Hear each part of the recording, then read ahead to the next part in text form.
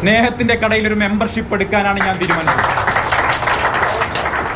അങ്ങേറ്റത്തെ വെറുപ്പും വിദ്വേഷവും മാത്രം ഉൽപ്പാദിപ്പിക്കുന്ന ഒരു ഫാക്ടറിയിൽ ഇത്രകാലം ജോലിയെടുത്തു എന്ന ജാള്യതയാണ് ഇപ്പൊ എന്നെ പെറുന്നത്. ഞാൻ ഐക്യ ജനാധിപത്യ മുന്നണിക്ക് വേണ്ടി കൂടി അദ്ദേഹത്തെ ഹൃദയപൂർവ്വം സ്വാഗതം ചെയ്യുക. സന്ദീപ് വാര്യരെ മുറുകെ പിടിക്കാൻ ഞാൻ സുധാകരനോടും സതീശനോടും വീണ്ടും വീണ്ടും അഭ്യർത്ഥിക്കുകയാണ്. സന്ദീപ് വാര്യരെ കൈ ഉറപ്പിച്ച് പിടിക്കണം. നൂറുകണക്കിന് വിദ്വേഷ പ്രസ്താവനകൾ നടത്തിയ ഒരാളെ കോൺഗ്രസ് തലയിൽ കൊണ്ട് നടക്കട്ടെ, ചുമന്ന് നടക്കട്ടെ, ഞങ്ങൾക്ക് അതിൽ യാതൊരു തരത്തിലുള്ള പരിഭവവുമില്ല. സന്ദീപ് വാര്യർ കോൺഗ്രസിൽ. പാലക്കാട്ട് തെരഞ്ഞെടുപ്പിന് മുൻപ് ആളാരവങ്ങളോടെ കടമാറ്റം.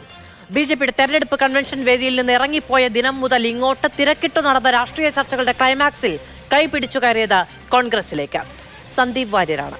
രാഷ്ട്രീയവും ചിഹ്നവും കൊടിനിറവും കൊണ്ട് തീരുന്നതല്ല. കോൺഗ്രസുമായി നിരന്തരം കലഹിച്ചത് എന്തിനെല്ലാം. വെറുപ്പിന്റെ കമ്പോളത്തിലെ സ്നേഹക്കട, രാഹുൽ ഗാന്ധി തുറന്നുവെച്ച കശ്മീർ വിഷയം മുതൽ ഇങ്ങോട്ട് പൗരത്വ വിഷയത്തിൽ, യൂണിഫോം സിവിൽ കോഡിൽ, കാസ്റ്റ് സെൻസസിൽ, അങ്ങനെ എണ്ണിയാൽ തീരാത്ത വിഷയങ്ങളിൽ രാഹുൽ ഗാന്ധിയുടെ പോരാളി എന്ന പ്രഖ്യാപനം പെങ്ങളെ മണ്ഡലമേൽപ്പിക്കാൻ ഇത് രാജഭരണമല്ലെന്ന് പറഞ്ഞ് 3 ആഴ്ച തികയും മുൻപാണ്. കശ്മീരിനെ കുറിച്ചുള്ള പഴയ പോസ്റ്റുകൾ കുത്തിപ്പൊക്കി പരിഹസിക്കുന്നുണ്ടെങ്കിലും സ്വന്തം കടയിലേക്കെന്ന ധാരണയിൽ പോയ ദിവസങ്ങളിൽ പറഞ്ഞതൊക്കെ വിഴുങ്ങി മിണ്ടാതിരിക്കുകയാണ് CPM നേതാക്കളും. BJPയിൽ നിന്ന് കോൺഗ്രസിലേക്കൊരാൾ പോയ ദിവസം ചർച്ചയ്ക്കേയില്ലെന്ന് പറഞ്ഞ് മാറി മിണ്ടാതെ ഇരിക്കെയാണ്. പോയ കാലത്തെ മുഴുവൻ രാഷ്ട്രീയവും പിന്നിലുപേക്ഷിച്ചാണ് കൈപിടിക്കുന്നത് എന്ന് സന്ദീപും, വെറുപ്പിന്റെ രാഷ്ട്രീയം ഉപേക്ഷിച്ചെത്തുന്ന സന്ദീപിനെ സ്നേഹത്തിന്റെ കടയിലേക്കാണ് സ്വാഗതം ചെയ്യുന്നത് എന്ന് കോൺഗ്രസും നിലപാടെടുത്തിരിക്കുന്നു. ഇനി ആരുടെ വാര്യർ? BJPയിൽ നിന്ന് അഡ്വക്കേറ്റ് VV രാജേഷ്, കോൺഗ്രസിൽ നിന്ന് ശ്രീ രാജു P നായർ, രാഷ്ട്രീയ നിരീക്ഷകൻ ഡോക്ടർ ഫസൽ ഗഫൂർ എന്നിവരാണ് നമ്മളോടൊപ്പം ചർച്ചയിൽ ചേരുന്നത്. ശ്രീ VV രാജേഷ്, അങ്ങേക്ക് എന്നെ കേൾക്കാമോ? കേൾക്കാം. ശ്രീ VV രാജേഷ്, സന്ദീപ് വാര്യർ കോൺഗ്രസിൽ ചെന്ന ആദ്യ പ്രതികരണം നടത്തുന്നത് വെറുപ്പിന്റെ ഫാക്ടറിയിലാണ് ഇത്രയും കാലം പ്രവർത്തിച്ചതെന്ന ജാള്യത പേറിക്കൊണ്ടാണ് ഞാൻ ഇങ്ങനെ ഒരു മാറ്റം നടത്തുന്നത് എന്നുള്ളതാണ്. അങ്ങനെ ജാള്യതപ്പെടേണ്ടുന്ന രാഷ്ട്രീയ സാഹചര്യമാണോ BJPയിലുള്ളത്? പിന്നെ അദ്ദേഹം ചൂണ്ടിക്കാണിക്കുന്ന, വിരൽ ചൂണ്ടുന്ന ഒരേ ഒരാൾ എന്ന് പറയുന്നത് K സുരേന്ദ്രൻ, നിങ്ങളുടെ സംസ്ഥാന അധ്യക്ഷൻ. മാധു, ഞാനിന്ന് പാർട്ടി ഓഫീസിൽ നിന്ന് ഈ ചർച്ചയ്ക്ക് പോകണമെന്ന് പറഞ്ഞപ്പോൾ ഞാൻ കരുതി കുറുവാ സംഘത്തെക്കുറിച്ചുള്ള ചർച്ചയായിരിക്കും അത്. കാരണം കേരളത്തിൽ ജനങ്ങൾ വളരെ ആകാംക്ഷയോടെ അല്ലെങ്കിൽ ഭീതിയിൽ നോക്കുന്ന ഒരു സംഭവമാണ് കുറുവാ സംഘത്തിൻ്റെ ഇടപെടൽ. എന്തായാലും പാലക്കാട് തെരഞ്ഞെടുപ്പ് കഴിഞ്ഞിട്ടെങ്കിലും ആ വിഷയം ജനങ്ങളുടെ അടുത്ത് എത്തിക്കുമെന്ന് പ്രതീക്ഷിക്കുക. ഇപ്പം ഈ താങ്കൾ ചോദിച്ച ചോദ്യത്തിലേക്ക് ഞാൻ ഡയറക്റ്റ് വരാം. അതായത് ഇപ്പോൾ ഞങ്ങളുടെ പാർട്ടി വിട്ടുപോയ ഞങ്ങളുടെ മുൻപ് പറഞ്ഞു വരുന്നതിൽ എന്തെങ്കിലും താരതമ്യമുണ്ടോ എന്ന് എനിക്കറിയില്ല. അല്ലെങ്കിൽ ഞാൻ ഈ ചർച്ച കഴിഞ്ഞ് സുവർണപ്രസാദിനെ ഒന്ന് വിളിക്കാം, വിഷയമെങ്കിലും അങ്ങോട്ട് മിനിമം പറയേണ്ടതായിരുന്നു. അല്ലല്ല, എന്നോട് രണ്ടാമത് പറഞ്ഞു. ഞാൻ ആദ്യം പോകണമെന്ന് പറഞ്ഞപ്പോൾ പിന്നെയാണ് വിഷയം ഇതാണെന്ന് ഞാൻ അറിഞ്ഞത്. എന്തായാലും പിന്നെ ഞാനിതിൽ സംസാരിക്കാൻ തയ്യാറാണ് ഞാനിത് വന്നത്. അപ്പോൾ മറ്റേ വിഷയത്തിന് പ്രാധാന്യം ഇന്നിപ്പോൾ വാർത്തയെ കണ്ടപ്പോൾ എനിക്കും ഭയം തോന്നി. ആലപ്പുഴയിൽ നിന്ന് കുറുവാ സംഘം ആലുവയിലേക്ക് മാറിയിരിക്കണം. ഇപ്പോൾ തിരുവനന്തപുരത്തൊക്കെ വരികയാണെന്നുണ്ടെങ്കിൽ അത് നമുക്കിത് കഴിഞ്ഞിട്ട് ചർച്ച ചെയ്യാം, 20 കഴിഞ്ഞ് ചർച്ച ചെയ്യാം. അപ്പോൾ ഇതിലേക്ക് വരാം, പ്രാധാന്യം അതിനാണ്, അതുകൊണ്ടാണ്. അപ്പോൾ ഇതിലേക്ക് വരാം. അതായത് ഞങ്ങളുടെ ഒരു മുൻപ് പ്രവർത്തിച്ച പ്രവർത്തകൻ വേറൊരു പാർട്ടി ചേർത്ത് പറഞ്ഞൊരു പത്രസമ്മേളനത്തെക്കുറിച്ചാണ്. അതായത് ഈ രാജ്യത്തെ ജനങ്ങൾ നല്ല ഭൂരിപക്ഷത്തിൽ 10-12 കൊല്ലം കൊണ്ട് തിരഞ്ഞെടുത്ത് ഭരിച്ചുകൊണ്ടിരിക്കുന്ന ഒരു പാർട്ടി, പിന്നെ ഒരുപാട് സംസ്ഥാനങ്ങൾ ഭരിക്കുന്ന ഒരു പാർട്ടി, ആ പാർട്ടിയുടെ നയവും പരിപാടികളും ഒക്കെ തന്നെ 1950 മുതൽ ചർച്ച ചെയ്യുന്നതാണ്.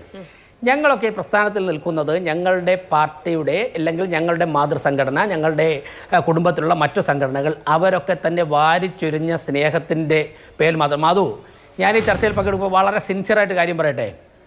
1900 ഞാൻ ഒരു ചർച്ചയിലും അത് പറഞ്ഞിട്ടില്ല, പക്ഷേ എല്ലാവർക്കും അറിയാവുന്ന കാര്യമാണ്.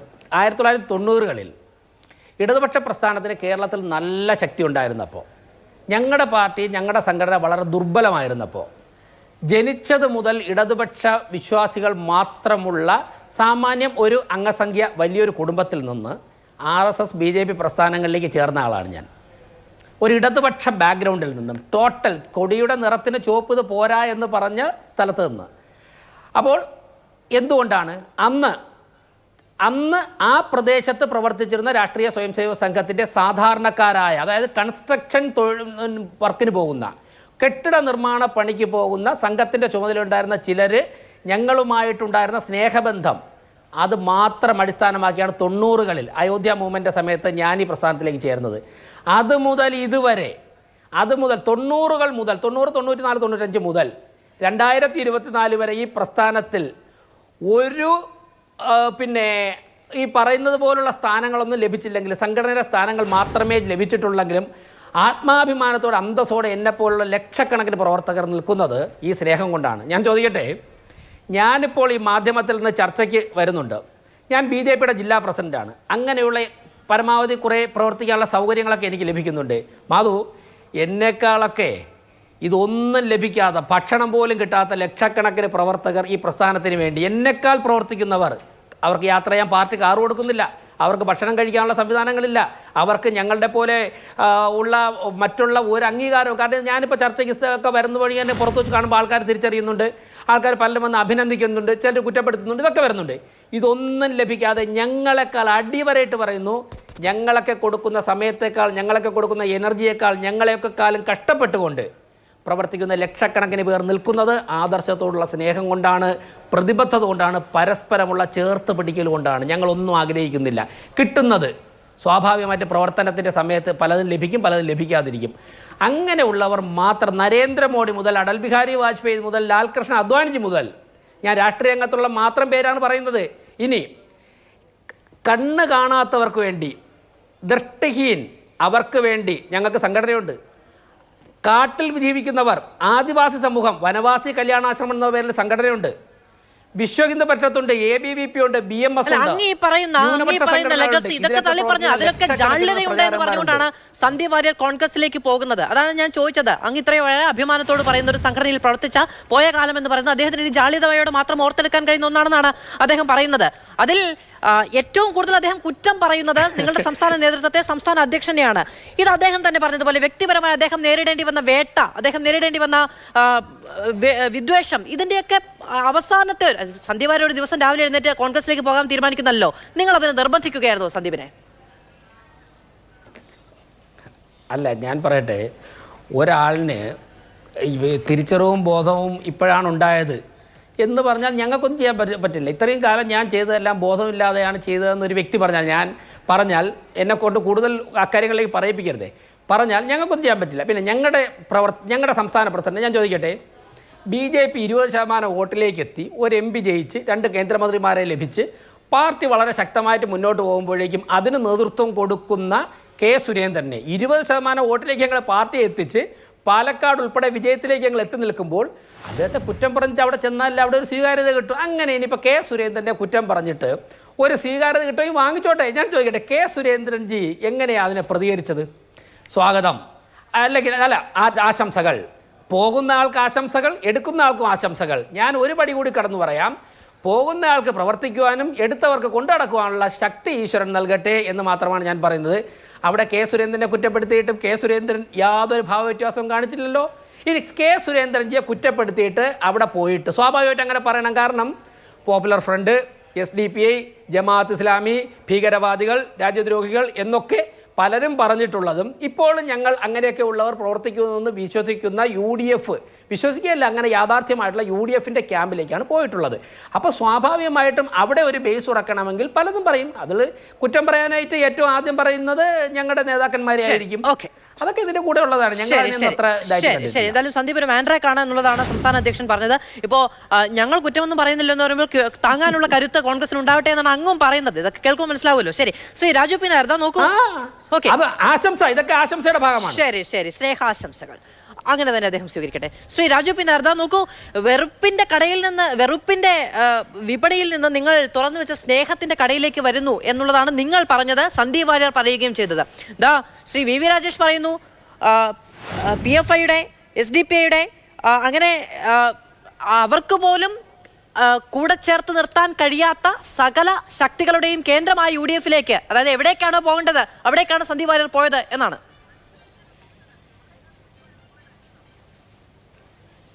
അതിപ്പോ സ്വന്തം സർക്കാരിനെ പോലും വിശ്വാസമില്ലാത്ത VV രാജേഷിന്റെ വാക്കുകൾ എത്രമാത്രം ഈ ഒരു സമയത്തുള്ള പ്രതിസന്ധിയിൽ പറയുന്നതിനപ്പുറം ഉണ്ടോ? PFI ഒക്കെ കേന്ദ്ര സർക്കാർ നിരോധിച്ചതല്ലേ?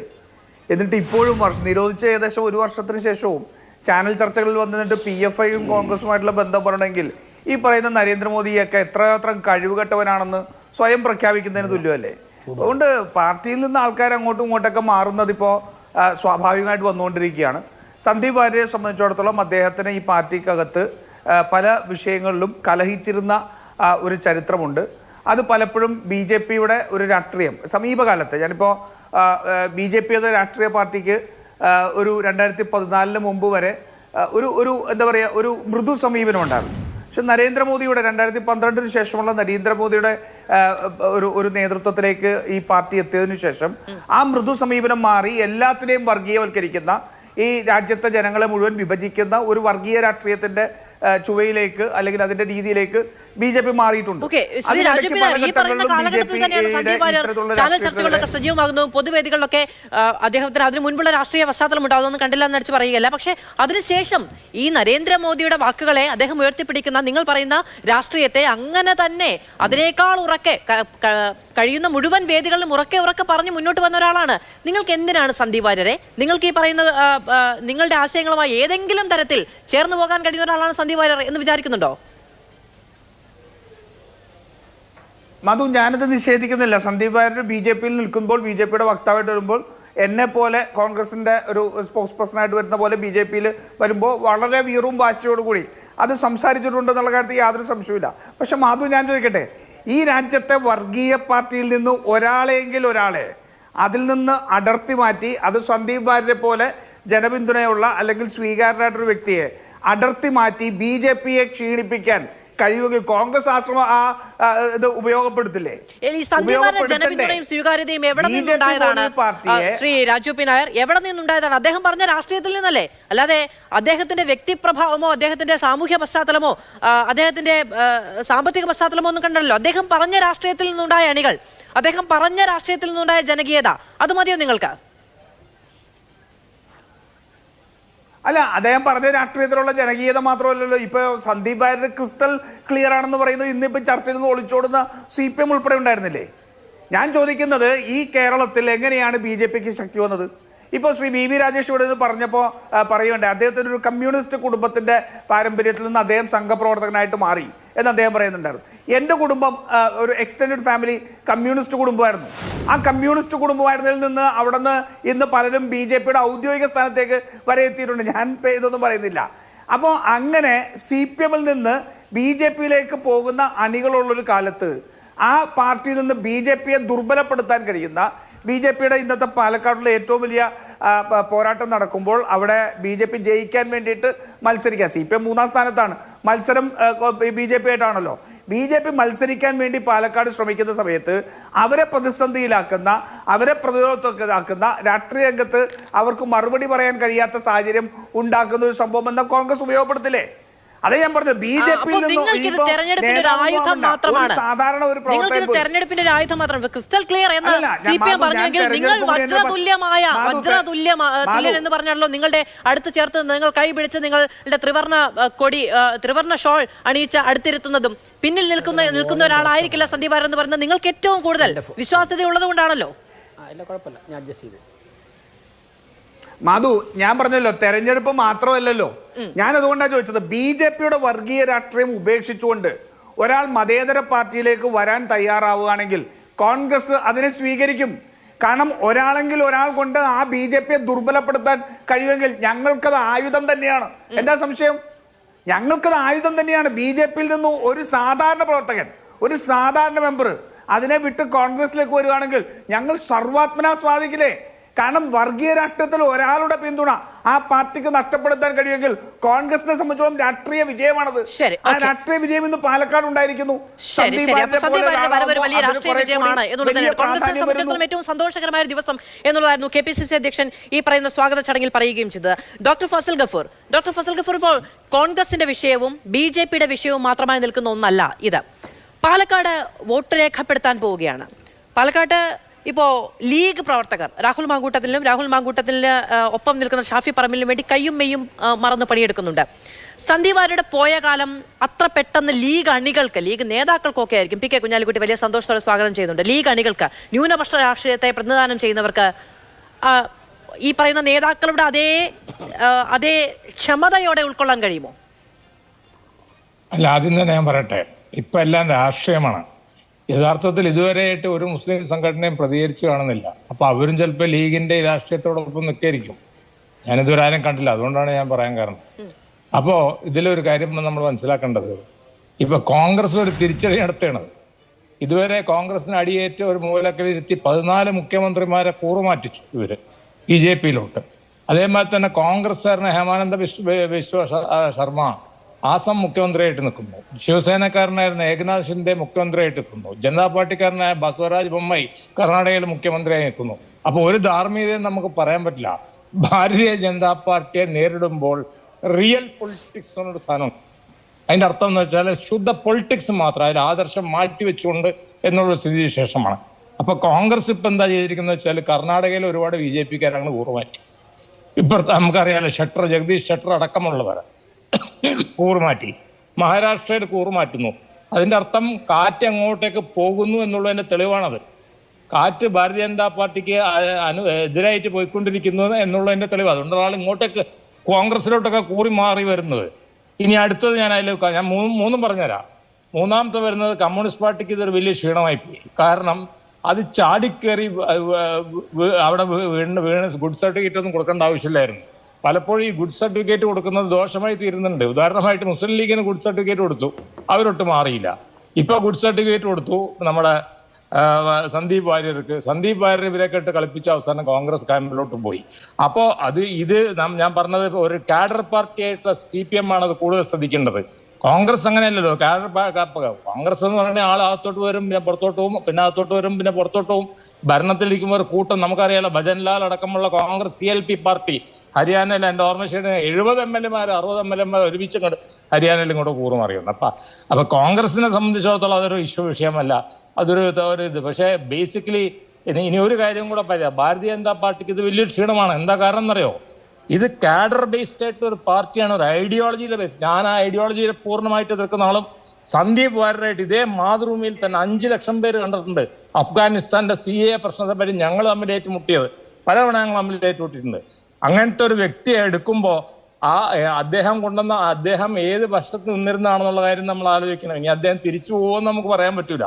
കാരണം കുറച്ച് കഴിഞ്ഞിട്ടുണ്ടെങ്കിൽ കാര്യങ്ങൾ ശരിയില്ല. മാത്രമല്ല, ഇതിൽ ആദർശപരമായിട്ട് ചേർന്നതല്ലല്ലോ, സ്നേഹത്തിന്റെ കട എന്ന് അന്വേഷിച്ചൊന്നുമല്ല.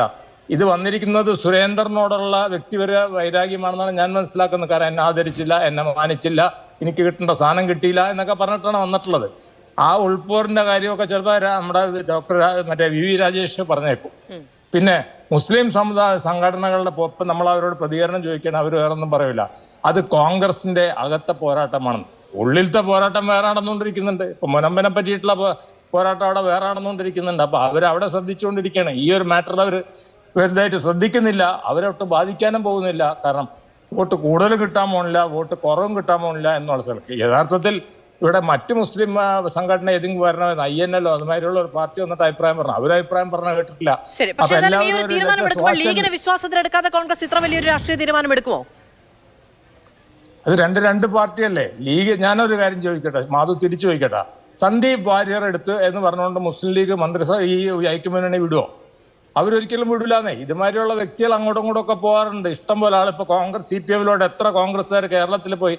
KV തോമസ് മനസ്സിലായില്ലേ, അടക്കമുള്ള KV തോമസും അതേമാതിരി പിന്നെ അനിൽകുമാറും ഒക്കെ ഒരുപാട് പേര് പോയല്ലോ. അതുമാതിരി തന്നെ ഓഫ്കോഴ്സ് ഇതിലൊരു ഐഡിയോളജിക്കലേ വലിയൊരു പ്രശ്നമുണ്ട്. പക്ഷെ നേരിട്ടൊരു ഏറ്റുമുട്ടലിന് പൊതുവെ ലീഗ് നിൽക്കാറില്ല RSS BJP ആയിട്ട്. കാരണം അത് രാഷ്ട്രീയമായിട്ടുള്ള ഏറ്റുമുട്ടലല്ലേ, അപ്പൊ രാഷ്ട്രീയമായിട്ടേ കാണുന്നുള്ളൂ. ഏതായാലും അതിന്റെ നിൽക്കുന്നതൊക്കെ ഒറ്റ മിനിറ്റ് മാധു, അതിന്റെ പ്രതികരണങ്ങൾ ഇന്നത്തെ ഈ ചർച്ചയ്ക്ക് ശേഷം നമുക്ക് കാണാം. നമുക്ക് ഇന്നത്തെ ചർച്ചയ്ക്ക് ശേഷം കാണാം എന്താണ് അതിനുള്ള പ്രതികരണം. കാരണം മുസ്ലിം ലീഗ് മാത്രമല്ലല്ലോ, മറ്റ് മുസ്ലിം സംഘടനകളും ഉണ്ടല്ലോ. അപ്പൊ അത് രാഷ്ട്രീയ പാർട്ടിയാണ്. മറ്റ് സാമുദായിക സംഘടനകൾ നമ്മൾ എല്ലാ കാര്യത്തിലും അഭിപ്രായം പറയുന്ന സാമുദായിക സംഘടനകളുടെ കൂടെ അഭിപ്രായം നമുക്ക് കേൾക്കാം. ശരി, ഞാൻ അങ്ങനെയൊക്കെ വരാം. ശ്രീ VV രാജേഷ്, ഇപ്പോൾ പാലക്കാട്ടെ ഒരു കൺവെൻഷനുമായി ബന്ധപ്പെട്ടാണ് ഈ സന്ദീപ് വാര്യരും BJP-യും തമ്മിലുള്ള പരിഭവങ്ങളുടെ ആദ്യ തുടക്കം, അതായത് അടുത്ത കാലത്ത് ഈ പെട്ടെന്നുള്ള സംഭവത്തിന്റെ ആദ്യ തുടക്കം എന്ന് പറയുന്നത്. അതിനു മുമ്പും ഒരുപാട് പോരാട്ടങ്ങൾ ഉണ്ടായിട്ടുണ്ട്. അവിടെ നിന്ന് ഇന്നതാ നോക്കൂ, അവിടെ UDF-ന്റെ യുവജന സംഘടനകളുടെ കൺവെൻഷൻ, അവിടെ രാഹുൽ മാങ്കൂട്ടത്തിനൊപ്പം ഈ കൺവെൻഷനെ അഭിസംബോധന ചെയ്യാൻ സന്ദീപ് വാര്യർ കൂടി എത്തുകയാണ്. വലിയ ആവേശത്തോടെ കോൺഗ്രസ് പ്രവർത്തകർ കൈ ചേർത്ത് പിടിക്കുകയാണ്, തോളിൽ കൈ ചേർത്ത് നിൽക്കുകയാണ്, വാരി പുണരുകയാണ്. ഇങ്ങനെ പലതുമാണ്. നിങ്ങളുടെ വേദിക്ക് നഷ്ടപ്പെട്ട ഒരു ക്രൗഡ് പുള്ളറെ കോൺഗ്രസിന് കിട്ടുകയാണ്. മാധു ചോദിച്ച ചോദ്യവും ശ്രീ രാജു കോൺഗ്രസ് പ്രതിനിധി അദ്ദേഹം BJPയെ ദുർബലപ്പെടുത്താൻ എന്ന് പറഞ്ഞതും ശ്രീ ഡോക്ടർ ഫസൽ ഗഫൂർ അദ്ദേഹം പറഞ്ഞല്ലോ BJPയെ ദുർബലപ്പെടുത്താൻ പറ്റുന്ന പ്രായോഗിക രാഷ്ട്രീയം അപ്ലൈ ചെയ്യണം. ഇതിന് മൂന്നിനും കൂടെ ചേർത്തുകൊണ്ട് ഞാനൊരു ആൻസർ ഞാൻ കണക്ട് ചെയ്ത് സംസാരിക്കാം. മാധു, BJPയെ ദുർബലപ്പെടുത്താൻ ഈ പ്രസ്ഥാനത്തിൽ ഞങ്ങളുടെ സംഘടനയുമായിട്ട് ബന്ധപ്പെട്ട് നിൽക്കുന്ന എല്ലാവരും തന്നെ ചില പഠന ശിബിരങ്ങൾ, ക്യാമ്പുകൾ, അതുപോലുള്ള ഓരോ സംഘടനയുടെ അവരുടേതായ ട്രെയിനിങ് അറ്റൻഡ് ചെയ്താണ് വരുന്നത്. അപ്പോൾ ഒരു ആശയത്തിന് വേണ്ടി പ്രവർത്തിക്കുമ്പോൾ ഞങ്ങളെ പഠിപ്പിക്കുന്ന ചില കാര്യങ്ങളുണ്ട്. ഞാനൊരു ചെറിയൊരു കാര്യം ഞാൻ കൽപ്പിക്കാം. കേട്ടോളൂ. പരിസേവിത പുണ്യഭൂമി ശൈലാതിരാജ പരിശോഭിത ദേവഭൂമി ഈ ഹിന്ദുഭൂമി ഭുവനത്രയ പൂജയായി തീരാൻ ജപിക്ക പരിപാവന സംഘമന്ത്രം ഒന്നിച്ചു പോന്നവരിടയ്ക്കു മടങ്ങിയേക്കാം നന്നു വാഴ്ത്തിയവർ നാളെ മറിച്ചു ചൊല്ലാം തന്നുറ്റ ബാന്ധവർ തളർന്നു നിലംപതിക്കാം എന്നാൽ ജപിക്ക പരിപാവന സംഘമന്ത്രം. ഇത് കുറച്ച് കടന്ന കൈയാണ് എനിക്കറിയാം. അതായത് ഈ രാഷ്ട്രത്തിൻ്റെ മുന്നേറ്റുള്ള പ്രയാണത്തിന് വേണ്ടി ഈ പുണ്യഭൂമിയുടെ സംരക്ഷണത്തിന് വേണ്ടി പ്രവർത്തിക്കുന്ന നമ്മളോടൊപ്പം ഇന്നലെ വരെ ഉണ്ടായിരുന്ന ചിലർ നമ്മളെ വിട്ടുപോകാം. നമ്മളോടൊപ്പം നിൽക്കുന്ന ചിലർ ഈ ആദർശ മുന്നേറ്റത്തിൽ ചിലപ്പോൾ നിലം പതിക്കാം. എങ്കിലും നമ്മൾ ഈ രാഷ്ട്രത്തെക്കുറിച്ച്, നമ്മൾ സംഘടനയെക്കുറിച്ച് മാത്രം ചിന്തിച്ചുകൊണ്ട് മുന്നോട്ട് പോവുക എന്ന് പഠിപ്പിച്ചാണ് ഞങ്ങളൊക്കെ മുന്നോട്ട് പോകുന്നത്. അപ്പോൾ ഒപ്പം നിന്നവരോ ഒരാൾ വിട്ടുപോയാലോ ഒരാൾ നിലംപതിച്ചാലോ ഒക്കെ തന്നെ നമ്മൾ മുന്നോട്ട് ആ ലക്ഷ്യത്തിലേക്ക് പോവുക. പ്രതിസന്ധിയായിട്ടപ്പോൾ കാണുന്നുണ്ട് അല്ലെ? അങ്ങ് നേരത്തെ പറഞ്ഞതുപോലെ വെറുതെ ഒരു ഈ പറയുന്ന കുറുവ പ്രശ്നം കൂടുതൽ അതിൽ പ്രാധാന്യമുണ്ട് എന്ന് പറയുന്ന പോലെ പ്രതിസന്ധിയായിട്ട് കാണുന്നുണ്ട്. ഞാനൊന്ന് പറയട്ടെ, പറഞ്ഞോളൂ. ഞാനൊന്ന് പറയട്ടെ, അതൊക്കെ നിങ്ങൾ ഏത് തരത്തിലും എടുത്തോളൂ. ഞങ്ങളുടെ സംസ്ഥാന അധ്യക്ഷൻ എന്ന് പ്രതികരിച്ചാലപ്പുറം എനിക്ക് അക്കാര്യത്തിൽ പറയാനില്ല. അദ്ദേഹം എങ്ങനെയാണ് ഈ കാര്യത്തെ കൈകാര്യം ചെയ്തത്. അപ്പോൾ അതിലപ്പം ഞാൻ പറഞ്ഞത്, ഞങ്ങളെ ആരിപ്പം രാജേഷ് പോയാലും നാളെ മറ്റാര് പോയാലും ശരി തന്നെ ഈ ആശയം, ഈ ആദർശം പഠിച്ചു വരുന്നവരെ സംബന്ധിച്ചിടത്തോളം ലക്ഷ്യത്തിലേക്ക് പൊയ്ക്കൊണ്ടിരിക്കും. ആ ലക്ഷ്യത്തിലേക്ക് ലക്ഷക്കണക്കിന് ജനങ്ങൾ അണിചേർന്നുകൊണ്ടിരിക്കും. ഇനി അടുത്ത മാധു ചോദിച്ചത് കസേര പ്രശ്നമാണ്. മാധു, ഞാനൊരു കാര്യം പറയട്ടെ. ഞാൻ BJPയുടെ പിന്നെ എൻ്റെ സമയം കൂടുതലാണെങ്കിൽ മാധു ഇടപെട്ടെ, എനിക്ക് ബുദ്ധിമുട്ടില്ല, വിഷമമില്ല. ഞാൻ BJPയുടെ യുവമോർച്ചയുടെ സംസ്ഥാന പ്രസിഡന്റ്, യുവമോർച്ചയുടെ സംസ്ഥാന വൈസ് പ്രസിഡന്റ് മുതൽ ഇപ്പോൾ BJPയുടെ തിരുവനന്തപുരം ജില്ലാ പ്രസിഡന്റാണ്. ഇതിനിടയ്ക്ക് ഞാൻ വക്താവ്, BJPയുടെ സംസ്ഥാന സെക്രട്ടറി, പല ചുമതലകളും വഹിച്ചിട്ടുണ്ട്. പക്ഷേ ഞാൻ ഒരു കാര്യം പറയാം, ഞാൻ വഹിച്ച എൻ്റെ പേഴ്സണൽ എക്സ്പീരിയൻസാണ് ഇത്രയും ചുമതലകളിൽ ഏറ്റവും ലളിതമായി ഞാൻ കൈകാര്യം ചെയ്തത് അത്ര എഫർട്ട് എടുക്കേണ്ടി വന്നിട്ടില്ലാത്ത BJPയുടെ വക്താവ് സ്ഥാനമാണ്. കാരണം നമുക്ക് 10-12 പത്രങ്ങൾ വായിക്കാൻ രാവിലെ മുതൽ ചാനലുകൾ കണ്ടുകൊണ്ടിരുന്നാൽ മതി, പാർട്ടിയുടെ പ്രസിഡന്റായിട്ട് ആലോചിച്ച് നയം പറഞ്ഞാൽ മതി, വൈകുന്നേരം ചർച്ചകളിൽ പങ്കെടുത്താൽ മതി. ഇതാണ് വക്താവ് എന്നുള്ള നിലയ്ക്ക് പ്രധാനമായിട്ടും അസൈൻ ചെയ്യുന്ന ഡ്യൂട്ടി. പിന്നെ മറ്റേതെങ്കിലും പാർട്ടി അസൈൻ ചെയ്ത് തരികയാണെങ്കിൽ മാത്രമാണ് നമുക്ക് ആ റിസ്ക് വരുന്നത്. അപ്പോൾ ഇതിലേറ്റവും ഞാൻ ഈസി ആയിട്ട് കൈകാര്യം ചെയ്തത് വക്താവ് സ്ഥാനമാണ്. കൂടുതൽ അംഗീകാരവും നമുക്ക് ലഭിക്കും. എന്നാൽ പാർട്ടിയുടെ മറ്റുള്ള പണികളുണ്ടല്ലോ, ജില്ലാ പ്രസിഡന്റ്, യുവമോർച്ച സംസ്ഥാന പ്രസിഡന്റ്, പാർട്ടിയുടെ മണ്ഡലം പ്രസിഡന്റ്, മണ്ഡലം general secretary, booth president, area president, സംസ്ഥാന പ്രസിഡന്റ്, ഇതൊക്കെ നല്ല പണിയുള്ള പരിപാടിയാണ്. അപ്പോൾ അങ്ങനെ നല്ല റിസ്ക് എടുത്ത് ആൾക്കാർ സംഘടിപ്പിക്കുന്നവൻ, ഈ സ്റ്റേജ് ചെയ്യാനും മൈക്ക് ചെയ്യാനും ആളിനെ സംഘടിപ്പിക്കാനും പരിപാടിക്ക് പണം പിരിക്കാനും നടക്കുന്നവൻ, ഈ പരിപാടി നടക്കുമ്പോൾ ഒരു സ്റ്റേജിൽ കസേരയിലും ഇരിക്കില്ല. ഈ പരിപാടി കഴിഞ്ഞിട്ടുള്ള കടം തീർക്കാൻ നടക്കുകയായിരിക്കും, അല്ലാന്നുണ്ടെങ്കിൽ പണപ്പിരിവിന് നടക്കുകയായിരിക്കും, അല്ലെങ്കിൽ കസേര തിരിച്ച് ലോഡ് ചെയ്യാൻ നടക്കുകയായിരിക്കും. അങ്ങനെ കസേരയൊന്നും കിട്ടാത്ത ലക്ഷക്കണക്കിന് ആൾക്കാർ ചേർന്ന് കൊണ്ടു നടക്കുന്നതാണ് സാർ ഈ പ്രസ്ഥാനം. എത്ര പേര് ജയിലിൽ കിടക്കുന്നുണ്ട്, എത്ര പേർ കള്ളക്കേസിൽ കൊടുക്കപ്പെട്ട് ജയിലിൽ കിടക്കുന്നുണ്ട്, എത്ര പേർ മരണപ്പെട്ടു, അവരൊക്കെ കസേര കിട്ടിയിട്ടാ. അവരൊക്കെ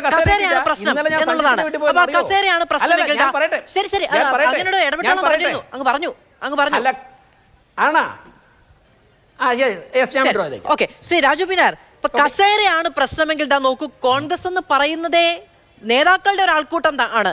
അവിടെ വന്നിരുന്നാൽ നാളെ ഈ കസേര പ്രശ്നം കോൺഗ്രസിൽ ഉണ്ടാവില്ലേ?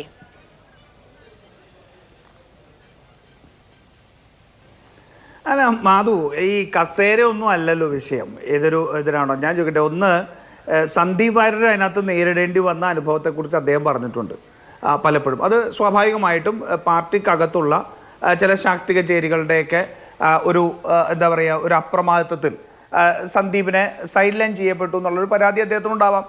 ഒരാളൊരു രാഷ്ട്രീയ നിലപാടെടുക്കുമ്പോൾ പലപ്പോഴും ചില പ്രായോഗിക രാഷ്ട്രീയത്തെ സംബന്ധിച്ചുമെല്ലാം ഇന്നത്തെ കാലത്ത് നമ്മളിപ്പോൾ സ്വാതന്ത്ര്യപൂർവ്വ ഇന്ത്യയിലുള്ള ഒരു സാഹചര്യമൊന്നും അല്ലല്ലോ ഇന്ത്യൻ രാഷ്ട്രീയത്തിൽ ഇന്നത്തെ അവസ്ഥ. അപ്പോൾ അവരുടെ ഒരു ആത്മാഭിമാനവും അല്ലെങ്കിൽ അവർക്ക് പാർട്ടിയിലുള്ള സ്ഥാനങ്ങളോ അല്ലെങ്കിൽ അവസരങ്ങളോ എല്ലാം അതിനകത്ത് പ്രശ്നമായിട്ടുണ്ടാവാം. പിന്നെ സന്ദീപ് വാര്യർ ഇപ്പോൾ എടുക്കുന്ന നിലപാട് ഞാൻ ചോദിക്കട്ടെ, കേരളത്തിലെ BJP ഒരു MLA പോലും ഉണ്ടാക്കാൻ കഴിയാതെ നടക്കുന്നൊരു പാർട്ടിയായിരുന്നല്ലോ. അപ്പോൾ ഇത്രയും കാലം ആ BJPയോടൊപ്പം നിന്നത് ഒരു MLA ആവണമെന്നുള്ള മോഹത്തിലൊന്നും ആയിരുന്നിരിക്കില്ലല്ലോ സന്ദീപ്. അല്ലെങ്കിൽ ഇപ്പം ഇങ്ങോട്ട് വരുന്നതും ആയതിലല്ല. പക്ഷെ അദ്ദേഹം അനുഭവിച്ച കുറേയധികം പ്രശ്നങ്ങൾ ഇവിടെ ഉണ്ടായിരുന്നു. അതെല്ലാം കൂടി ചേർന്നാണ് അദ്ദേഹത്തിൻ്റെ ആത്മാഭിമാനത്തിന് ക്ഷതമേറ്റപ്പോൾ അവിടെ നിന്നാണ് അദ്ദേഹത്തിന്റെ പ്രശ്നങ്ങൾ തുടങ്ങുന്നത്. അല്ല, ഈ പറയുന്ന വിശാല മനസ്കത ഉണ്ടാകുന്നത് എവിടെ നിന്നാണ് ശ്രീ രാജു പിന്നാർ? കാരണം നിങ്ങളുടെ കൂടാരത്തിൽ നിന്ന് ഇറങ്ങിപ്പോയ ഒരാളാണല്ലോ പാലക്കാട്ടിലെ ആദ്യത്തെ രാഷ്ട്രീയ വാർത്ത P. സരീൻ. അദ്ദേഹം പക്ഷെ കസാരയുടെ പേരിൽ പോയി എന്നുള്ളതായിരുന്നല്ലോ നിങ്ങളുടെ വിമർശനം. സന്ദീപ് വാര്യർ വരുമ്പോൾ അത് കസാരയ്ക്ക് വേണ്ടിയല്ല, അത് അദ്ദേഹം ഉയർത്തിപ്പിടിക്കുന്ന രാഷ്ട്രീയത്തിന്റെ പേരിലാണ്. സരീൻ പോകുമ്പോൾ അങ്ങനെയല്ല. അല്ല, സന്ദീപ് വാര്യർ ഞാൻ പറയട്ടെ, സന്ദീപ് വാര്യർ കൃഷ്ണകുമാറിന്റെ സ്ഥാനാർത്ഥിയൊക്കെ അന്ന് രാത്രി കോൺഗ്രസിലേക്ക് വന്നതല്ലോ. കൃഷ്ണകുമാറിന്റെ നിയമസഭാ തെരഞ്ഞെടുപ്പ് കൺവെൻഷനിൽ പങ്കെടുത്തപ്പോൾ അദ്ദേഹത്തിന് നേരിട്ട അനുഭവമായിരുന്നല്ലോ പൊട്ടിത്തെറിയുടെ ആദ്യത്തെ സംഭവം. അതല്ലാതെ കൃഷ്ണകുമാറിനെ സ്ഥാനാർത്ഥിയാക്കിയതിന്റെ പേരിൽ രാത്രി കോൺഗ്രസിനോട് ചർച്ച നടത്തിയിട്ട് ആയതല്ലല്ലോ. അങ്ങനെയല്ലല്ലോ മറ്റൊരാൾ ഉണ്ടായത്, ഇടതുപക്ഷത്തിന്റെ സ്ഥാനാർത്ഥി ഉണ്ടായത് അങ്ങനെയല്ലല്ലോ. രാഹുൽ മാങ്കൂട്ടത്തിന് സ്ഥാനാർത്ഥം കൊടുത്തുകൊണ്ട് രാത്രി ചർച്ച നടത്തി പിറ്റേ ദിവസം രാവിലെ CPM-ന്റെ സ്ഥാനാർത്ഥിയാവുന്നതാണ്. അതിനെ അവസരവാദമായിട്ടും അതിനെ സ്ഥാനത്തിന് വേണ്ടി ഇത് വളരെ കൃത്യമായിട്ട് നിർവചിക്കാം. സന്ദീപ് വാര്യരെ സംബന്ധിച്ചോളം ഈ ഘട്ടത്തിൽ മറ്റൊന്നും ഇപ്പം മുന്നിലില്ല. ഇനിയിപ്പോൾ 1.5 വർഷം കഴിഞ്ഞിട്ടുള്ള നിയമസഭാ തെരഞ്ഞെടുപ്പല്ലേ, അല്ലെങ്കിൽ അതിനു മുമ്പുള്ള പഞ്ചായത്ത് തെരഞ്ഞെടുപ്പാണല്ലോ, സമയമുണ്ടല്ലോ. അപ്പോൾ അതിനു മുമ്പ് അദ്ദേഹം ഒരു നിലപാടെടുത്തിരിക്കുന്നു. ആ നിലപാട് എപ്പോഴെടുക്കണം എന്നുള്ള അദ്ദേഹത്തിൻ്റെ തീരുമാനമാണ്. നിങ്ങളെ ഈ മാധുവിനെ ഒരിക്കലും ഇടതുപക്ഷ സ്ഥാനാർത്ഥി അല്ലെങ്കിൽ സന്ദീപ് വാര്യർ തമ്മിൽ താരതമ്യം ചെയ്യാൻ ആ രീതിയിൽ ഇപ്പോഴത്തെ സാഹചര്യത്തിൽ അംഗീകാരത്തിന്റെ പേരിൽ അല്ലെങ്കിൽ പദവികളുടെ പേരിലല്ലെങ്കിൽ സന്ദീപ് വാര്യർ എന്തിനാണ് കോൺഗ്രസിലേക്ക് വരുന്നത്? അദ്ദേഹം ഇതുവരെ പുലർത്തിയ ഒരു രാഷ്ട്രീയ ബോധ്യവും അദ്ദേഹത്തെ കോൺഗ്രസിനോട് അടുപ്പിച്ച് നിർത്തിയിട്ടുള്ളതല്ല. അല്ല, ഞാൻ പറഞ്ഞല്ലോ, അത് അദ്ദേഹം നിന്നിരുന്ന ഒരു സ്ഥാനത്ത് ഉണ്ടായിരുന്ന ആ പാർട്ടിയുടെ ആശയമായിട്ട് ബന്ധപ്പെട്ട് നിന്നപ്പോൾ വന്നു. അദ്ദേഹം അതിനിടയ്ക്ക് തന്നെ ഇപ്പോൾ ഹവലാൽ ഭക്ഷണ വിവാദം ഉണ്ടായപ്പോഴാണല്ലോ അദ്ദേഹം പരസ്യമായിട്ട് ഒരു പോസ്റ്റ് ഇട്ടത്. ആ പോസ്റ്റ് ഇട്ട് തന്നെ BJPയുടെ നിരന്തരമായ BJPയുടെ ഒരു പ്രഖ്യാപിത ശൈലിക്ക് എതിരായിരുന്നല്ലോ സമീപകാലത്തെങ്കിലും ഇല്ലേ. അതുകൊണ്ടാണല്ലോ അദ്ദേഹത്തിന് ആ പോസ്റ്റ് പിൻവലിക്കേണ്ടി വന്നത്, അദ്ദേഹം പാർട്ടിയിൽ നിന്ന് അവഗണന നേരിട്ടത്. അപ്പോൾ അങ്ങനെയുള്ള പ്രശ്നങ്ങളൊക്കെ അദ്ദേഹത്തിൻ്റെ ഭാഗത്തുണ്ടായിരുന്നു. അത് അദ്ദേഹം ആ പാർട്ടിയിൽ നിന്നുകൊണ്ട് പോരാടുമ്പോൾ തന്നെ അതിനകത്തുള്ള കുറേയധികം ആശയപരമായ പ്രശ്നങ്ങൾക്കെതിരെ ജനാധിപത്യവാദിയെ മതനിരപേക്ഷവാദിയെ ഒക്കെ നിങ്ങൾക്ക് സന്ദീപ് വാര്യരെ അന്നേ കാണാൻ കഴിയുന്നുണ്ടായിരുന്നു അല്ലേ? അല്ല, കറ ഞങ്ങൾ കളഞ്ഞുകൊണ്ടിരിക്കുകയാണ്.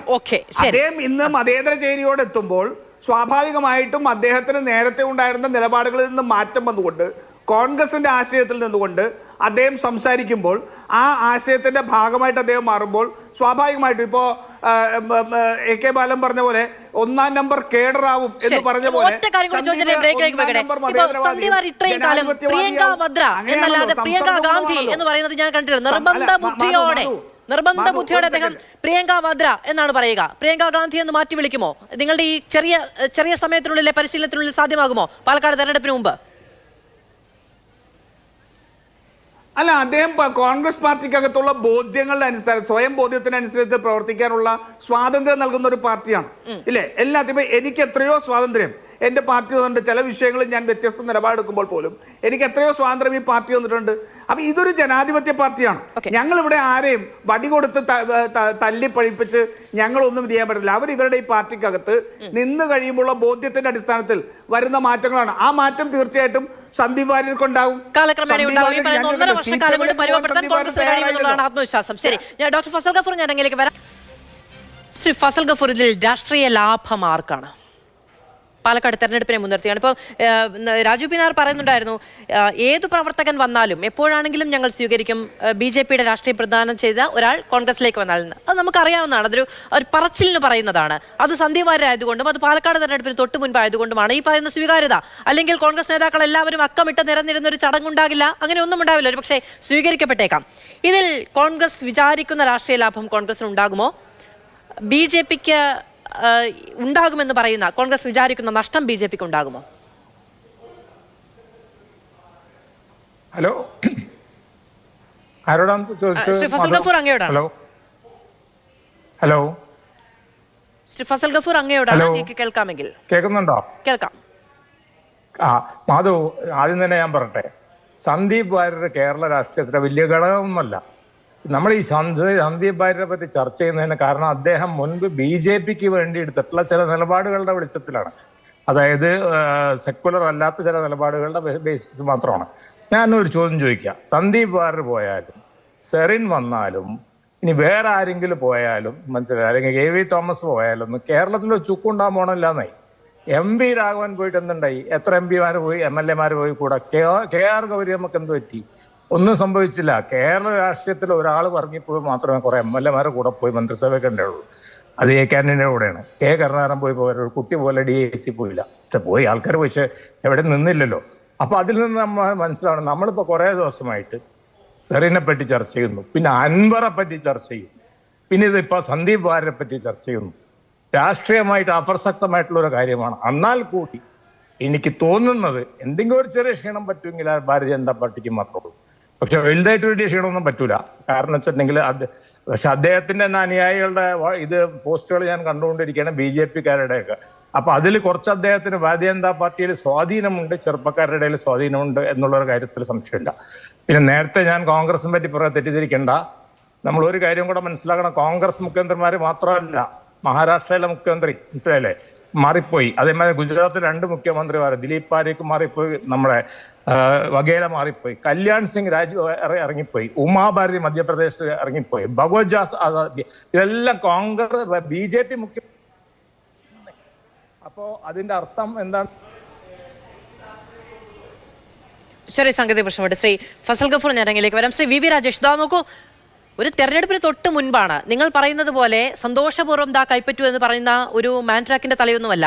ഒരു നേതാവ് ഇത്രയും വർഷമായി യുവമോർച്ചയിലടക്കം പ്രവർത്തിച്ച് മുന്നോട്ട് വന്നൊരു നേതാവിന് സ്വാഭാവികമായ മണികളുടെ ഒരു സമ്പാദ്യം ഉണ്ടാകും. നമുക്കറിയാവുന്നതാണ് പാലക്കാട്ടെ വോട്ട് വ്യത്യാസം. അത് പരിഹരിക്കാൻ BJP പഠിച്ച പണി 18 നോക്കുന്നതിനിടയിലാണ് അവിടെ ഇറങ്ങിപ്പോകുന്നത്. അദ്ദേഹത്തിന് കൃത്യമായി ഒരു വോട്ട് ബാങ്ക് ഉണ്ട് എന്ന് അദ്ദേഹം അവകാശപ്പെടുന്നുണ്ട്.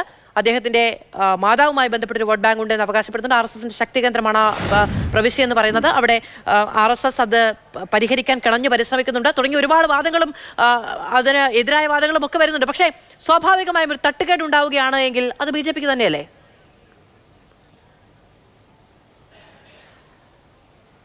മാധു, ഈ അദ്ദേഹത്തിന് ചില വിഷമങ്ങളുണ്ട് എന്ന് പറഞ്ഞ സമയത്ത് സംസ്ഥാന അധ്യക്ഷൻ അതറിഞ്ഞ സമയത്ത് അദ്ദേഹത്തെ നേരിട്ട് വിളിച്ചിരുന്നു. സംസ്ഥാന പ്രസിഡന്റ് കഴിഞ്ഞാൽ ഞങ്ങളുടെ പാർട്ടിയിൽ ഏറ്റവും പവർഫുള്ളായിട്ട് സംഘടനാ കാര്യങ്ങൾ കൈകാര്യം ചെയ്യുന്നത് ജനറൽ സെക്രട്ടറിമാരാണ്. 4 ജനറൽ സെക്രട്ടറിമാരാണുള്ളത്. അതിൽ ഒരു ജോർജ് കുര്യൻ ജി ഇപ്പോൾ ജനറൽ സെക്രട്ടറി സ്ഥാനത്ത് തന്നെ ഉണ്ടെങ്കിലും കേന്ദ്രമന്ത്രി ആയതുകൊണ്ട് ആ ജോലിക്കാണ് പ്രാധാന്യം കൊടുക്കുന്നത്. അതേ കാറ്റഗറിയിലുള്ള മറ്റൊരു ജനറൽ സെക്രട്ടറി അദ്ദേഹത്തെ നേരിട്ട് പോയി കണ്ടു, കാര്യങ്ങൾ സംസാരിക്കാമെന്ന് പറഞ്ഞു. അപ്പോൾ ഞങ്ങളുടെ പാർട്ടിക്ക് ചെയ്യാൻ സംസ്ഥാന പ്രസിഡന്റ് നേരിട്ട് വിളിക്കുന്നു, ജില്ലാ കമ്മിറ്റി ഓഫീസിൽ വന്നാൽ സംസാരിക്കാൻ ഞാനിവിടെ ഉണ്ട് എന്ന് പറയുന്നു. സംസ്ഥാന ജനറൽ സെക്രട്ടറി നേരിട്ട് അദ്ദേഹത്തെ കാണാൻ വേണ്ടി അയക്കുന്നു.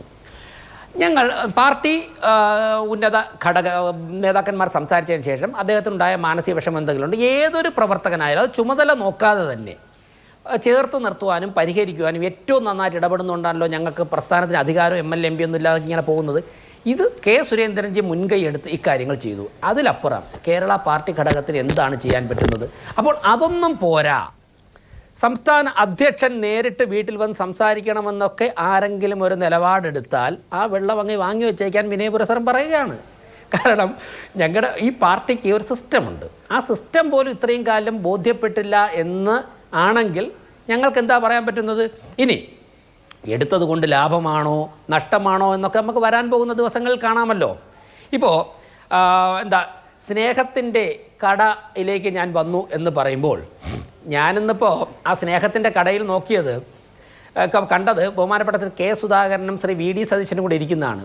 ഈ സ്നേഹത്തിൻ്റെ കടയിൽ ഞാൻ കുറ്റപ്പെടുത്തിയൊന്നുമല്ല അവരെ. കുറച്ച് ദിവസം മുമ്പ് ഒരു പത്രസമ്മേളനത്തിന് വി ഡി സതീശൻ വരാനായിട്ട് 2, 3, 5 മിനിറ്റ് താമസിച്ചപ്പോഴേക്കും ഏത് തരത്തിലുള്ള സ്നേഹ അഭിസംബോധനയാണ് KPCC പ്രസിഡന്റ് ചെയ്തതെന്ന് നമുക്കറിയാം. നമുക്കറിയാം. ഒടുവിൽ ഷാനിമോൾ ഉസ്മാൻ തൊട്ടടുത്തിരുന്നിട്ട് മൈക്കിരിക്കണം ചാനലിരിക്കണം എന്ന് പറഞ്ഞതുകൊണ്ട് തന്നെ രക്ഷപ്പെട്ടു. പിന്നെ സ്നേഹപൂർവ്വം തിരുവനന്തപുരത്ത് മുണ്ടിരിഞ്ഞെടുത്തതെന്ന് നമുക്കറിയാം. ഞാൻ അതിലേക്കൊന്നും പോകുന്നില്ല. അപ്പോൾ എന്തായാലും ശരി, സ്നേഹത്തിൻ്റെ കടയിലേക്ക് അങ്ങനെ ഞങ്ങൾക്ക് കൊടുക്കാൻ പറ്റുന്ന സ്നേഹം ഞങ്ങളുടെ സംസ്ഥാന ജനറൽ സെക്രട്ടറി പോയി നേരിട്ട് സംസാരിക്കുക എന്നുള്ളതാണ്. ആ സ്നേഹം കൊടുത്തു. അതിലപ്പുറം ഞാൻ നേരത്തെ പറഞ്ഞ മറ്റുള്ള സ്നേഹമൊക്കെ ആണെന്നുണ്ടെങ്കിൽ സ്നേഹം വാരിച്ചൊറിയട്ടെ, വാങ്ങട്ടെ. നിങ്ങളുടെ സംസ്ഥാന അധ്യക്ഷന്റെ സ്നേഹത്തിന് എന്തെങ്കിലും റിസർവേഷൻ ഉണ്ടോ? ഇപ്പോൾ ഒരു പ്രശ്നമുണ്ടായാൽ പരിഹരിക്കേണ്ട ഏറ്റവും വലിയ ഉത്തരവാദിത്വം എന്ന് പറയുന്നത് സംസ്ഥാന അധ്യക്ഷനിൽ നിക്ഷിപ്തമല്ലേ? അദ്ദേഹത്തിന് പോകാൻ കഴിയാത്ത എന്തെങ്കിലും ഈഗോ പ്രശ്നമുണ്ടോ? ഞാനത് അല്ല, ഞാൻ പറയാം, ഈഗോ പ്രശ്നമല്ല. സംസ്ഥാന അധ്യക്ഷൻ നേരിട്ട് വിളിച്ചു. ചില കാര്യങ്ങൾ സാധിക്കും, ചില കാര്യങ്ങൾ സാധിക്കില്ല, സാധിക്കാത്ത കാര്യങ്ങൾ സാധിക്കില്ല എന്ന് തന്നെ ഞാൻ പറയും. സംസ്ഥാന അധ്യക്ഷൻ നേരിട്ട് വിളിച്ചു. സംസ്ഥാന അധ്യക്ഷൻ്റെ പ്രതിനിധിയായിട്ട് തൊട്ട് അടുത്ത പാർട്ടി ചുമതലയുള്ള സംസ്ഥാന ജനറൽ സെക്രട്ടറി നേരിട്ട് പോയി സംസാരിച്ചു. ഇതാണ് ഞങ്ങളുടെ പാർട്ടിയിൽ പ്രശ്നം പരിഹരിക്കാനുള്ള ഒരു മെക്കാനിസം. ഇനി മാധു നേരത്തെ പറഞ്ഞൊരു കാര്യമുണ്ട്. ചാനൽ ചർച്ചയിലൂടെ ഈ അടുത്ത കാലത്തായി ഉയർന്നു വന്ന നേതാവ് എന്നൊരു വാക്ക് മാധു ഉപയോഗിച്ചു.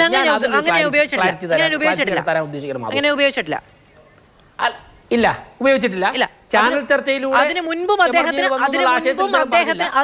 അദ്ദേഹത്തിന്റെ രാഷ്ട്രീയ പശ്ചാത്തലമുണ്ട്. ഈ പറയുന്ന മോദി ഭരണമേറ്റതിന് ശേഷം അദ്ദേഹത്തിന്റെ വാക്കുകൾ അതേപോലെ ചാനൽ ചർച്ചകളിലും കിട്ടാവുന്ന എല്ലാ വേദികളിലും ഉറക്കെ പറഞ്ഞിട്ടുള്ളയാൾ എന്നാണ് ഞാൻ പറഞ്ഞത്. അല്ലാതെ ചാനൽ ചർച്ചകളിലൂടെ മാത്രം ഉയർന്നു വന്നത് എന്ന് പറയുന്ന നിരീക്ഷണം എന്റേതല്ല, അങ്ങേക്ക് മാറിപ്പോയതായിരിക്കും.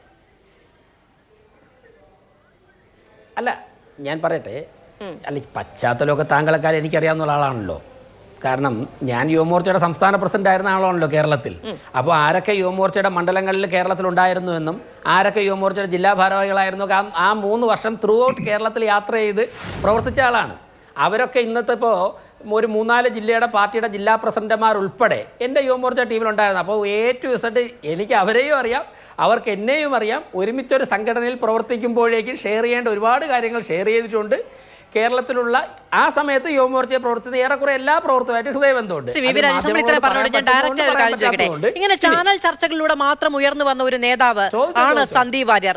അദ്ദേഹത്തിന് അർഹിക്കാത്ത തരത്തിലുള്ള ഒരു ഫെയിം കിട്ടുന്നുണ്ട്, അദ്ദേഹത്തിന് അർഹിക്കാത്ത തരത്തിലുള്ള ഒരു ആരാധക വൃന്ദം സപ്പോർട്ട് ചെയ്യാനുണ്ട് തുടങ്ങിയിട്ടുള്ള കുറെ ഈഗോ വർക്കൗട്ട് ചെയ്തിട്ടുണ്ടോ BJP-യിൽ? ഞാൻ അങ്ങനെ ഒരു കാര്യവും പറഞ്ഞിട്ടില്ലല്ലോ. ഈ ചർച്ചയിൽ 7:30 തുടങ്ങിയത് മുതൽ ഈ നിമിഷം വരെ ഞാൻ അങ്ങനെ പറഞ്ഞിട്ടുണ്ടോ? ഞാനൊരു ചോദ്യമായി ചോദിക്കുകയാണ്. ഒരു ചർച്ച അങ്ങനെ ഉണ്ടോ എന്ന് ഞാൻ ചോദിക്കുകയായിരുന്നു. അങ്ങനെ ഉണ്ടെങ്കിൽ ഞാനത് പറയൂലായിരുന്നോ? അങ്ങ് പറയുമ്പോ BJP-യിൽ അങ്ങനെ ഒരു ഈഗോ വർക്കൗട്ട് ചെയ്തിട്ടുണ്ടെന്ന് അങ്ങ് പറയൂ. അങ്ങനെ ഒന്നും താങ്കൾ ചോദിക്കുമ്പോഴേക്കും ആ വാക്ക് ഞാൻ സമ്മതിച്ചില്ലെങ്കിലും എനിക്ക് പറയേണ്ട കാര്യങ്ങൾ ആശയം ഞാൻ സമ്മതിക്കും. ഇനി ഞാനൊരു കാര്യം പറയാം. എൻ്റെ ഒരു അനുഭവം പറയട്ടെ. ഞാൻ പറയട്ടെ. എനിക്കൊരു മിനിറ്റ് സമയം എന്താ? കാരണം ഇന്നിപ്പോൾ എല്ലാവരും കൂടെ ഞാനാണല്ലോ ഇതൊക്കെ മറുപടി പറയേണ്ട ആള്. അപ്പോൾ അതായത് യുവമോർച്ചയുടെ സംസ്ഥാന പ്രസിഡന്റായി ചില സമരങ്ങളൊക്കെ ചെയ്ത് മാധ്യമങ്ങളിലൊക്കെ ചാനൽ ചർച്ചയ്ക്കൊക്കെ വന്നപ്പോഴേക്കും കുറച്ച് ജനങ്ങളൊക്കെ എന്നെ അറിയപ്പെട്ടു തുടങ്ങി. സമരങ്ങളുടെ മുമ്പിൽ നിൽക്കുന്നു, ചാനൽ ചർച്ചയിലൊക്കെ വരുന്നു. അപ്പോൾ തിരുവനന്തപുരത്ത് ഒരു 30-35 വർഷം പാർട്ടി കെട്ടിപ്പടുത്ത ഒരു മുൻ ജില്ലാ പ്രസിഡന്റ് ഞാനും കൂടി തിരുവനന്തപുരത്ത് ഒരു വ്യക്തിയെ കാണാൻ ചെന്നപ്പോഴേക്കും ആ മുൻ ജില്ലാ പ്രസിഡന്റിന് 30-35-40 കൊല്ലം കൊണ്ട് പാർട്ടി പ്രവർത്തിച്ച ആളാണ്. ഇപ്പോൾ പാർട്ടിയുടെ സംസ്ഥാന ഭാരവാഹിയാണത്. ഇത് 2010-11 കാലഘട്ടമാണ് ഞാൻ പറയുന്നത്. എന്നെ കണ്ടപ്പോഴേക്കും അവർക്ക് ആ ജില്ലാ പ്രസിഡന്റിനോട് കാണിക്കുന്നതിനേക്കാൾ കൂടുതൽ സ്നേഹം എന്നോട് കാണിച്ചു. എന്നോടൊപ്പം ഒന്ന് ഫോട്ടോ എടുക്കുന്നു.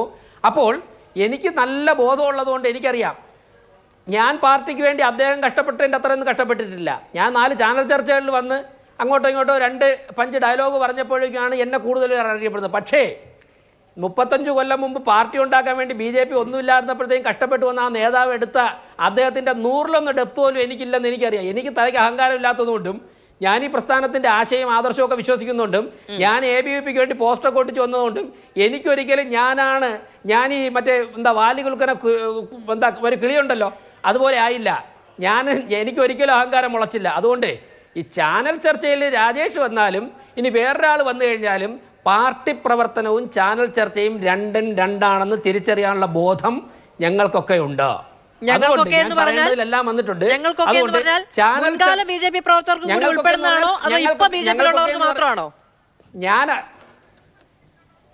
താങ്കൾ എങ്ങനെയാണ് മനസ്സിലാക്കി അങ്ങനെ തന്നെ ഞാൻ അല്ല, അങ്ങ് പറഞ്ഞല്ലോ എനിക്ക് അതിനൊരു ചോദ്യം വന്നാൽ പറയാനുള്ളത് ഞാൻ പറയും, ഡയറക്റ്റായി പറഞ്ഞില്ലെങ്കിലും എന്ന് അങ്ങ് പറഞ്ഞത് എനിക്ക് മനസ്സിലായിരിക്കുന്നു ശ്രീ വി രാജേഷ്. ഓക്കെ, മറ്റുള്ളവർക്ക് മനസ്സിലായിട്ടുണ്ടാകും എന്നുള്ളത് നമുക്ക് എടുത്തു പോകാം. ശരി ശരി ഉണ്ടല്ലോ ഇനി.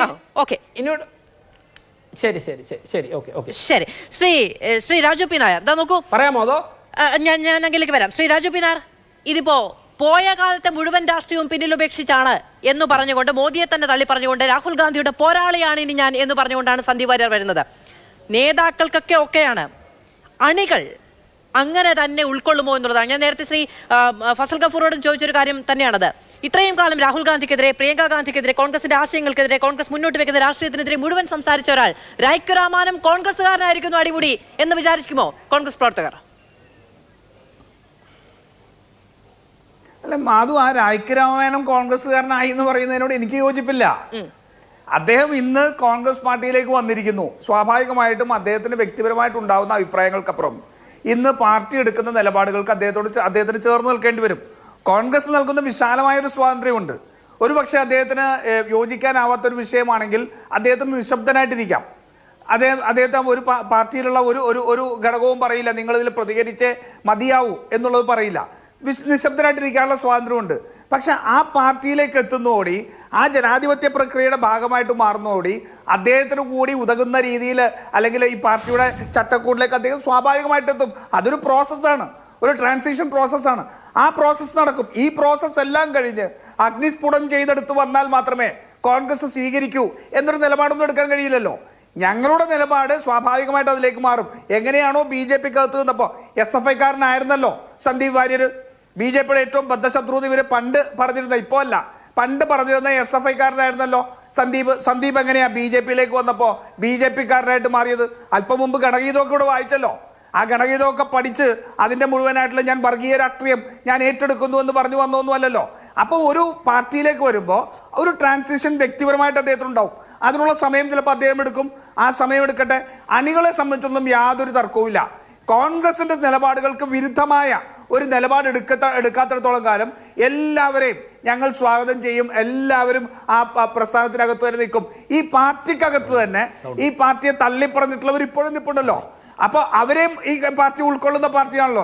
മാധുവിനറിയാലോ ഞങ്ങളൊരു വിശാലമായ ജനാധിപത്യ സംവിധാനം എങ്ങനെയാണെന്ന്. അത് പലപ്പോഴും വളരെ ലൂസാണ് എന്ന് പറയുന്നുണ്ട്, ചിലപ്പോൾ ഇതായിട്ട് പറയുന്നുണ്ട്. ഇപ്പം ഞാൻ മറ്റൊരു സാങ്കല്പിക ചോദ്യം ചോദിക്കട്ടെ. ഇന്ന് CPMലേക്കാണ് സന്ദീപ് വാര്യർ പോയിരുന്നെങ്കിൽ, നമ്മൾ ഇന്ന് ഈ ചർച്ച നടത്തിയിരുന്നെങ്കിൽ, മാധു എന്നോട് ചോദിക്കാൻ പോകുന്നൊരു ചോദ്യമല്ലേ, ഇത്രയും പ്രധാനപ്പെട്ട ഒരു മുഖം BJPക്കെതിരെ, വർഗീയ രാഷ്ട്രീയത്തിനെതിരെ തിരിച്ചടി കൊടുക്കാൻ കഴിയുന്ന അവസരം ഉപയോഗിക്കാൻ കോൺഗ്രസിന് കഴിയാതെ പോയത് നിങ്ങളുടെ പരാജയമാണെന്ന് പറയില്ലേ? ഇന്ന് CPM ഈ ചർച്ചയിൽ നിന്ന് ഒളിച്ചോടി പോകുന്നതുകൊണ്ട് മാധുവിന് CPMനോട് ആ ചോദ്യം ചോദിക്കാൻ കഴിയുന്നില്ല. അപ്പൊ രാഷ്ട്രീയത്തെ സംബന്ധിച്ചോളം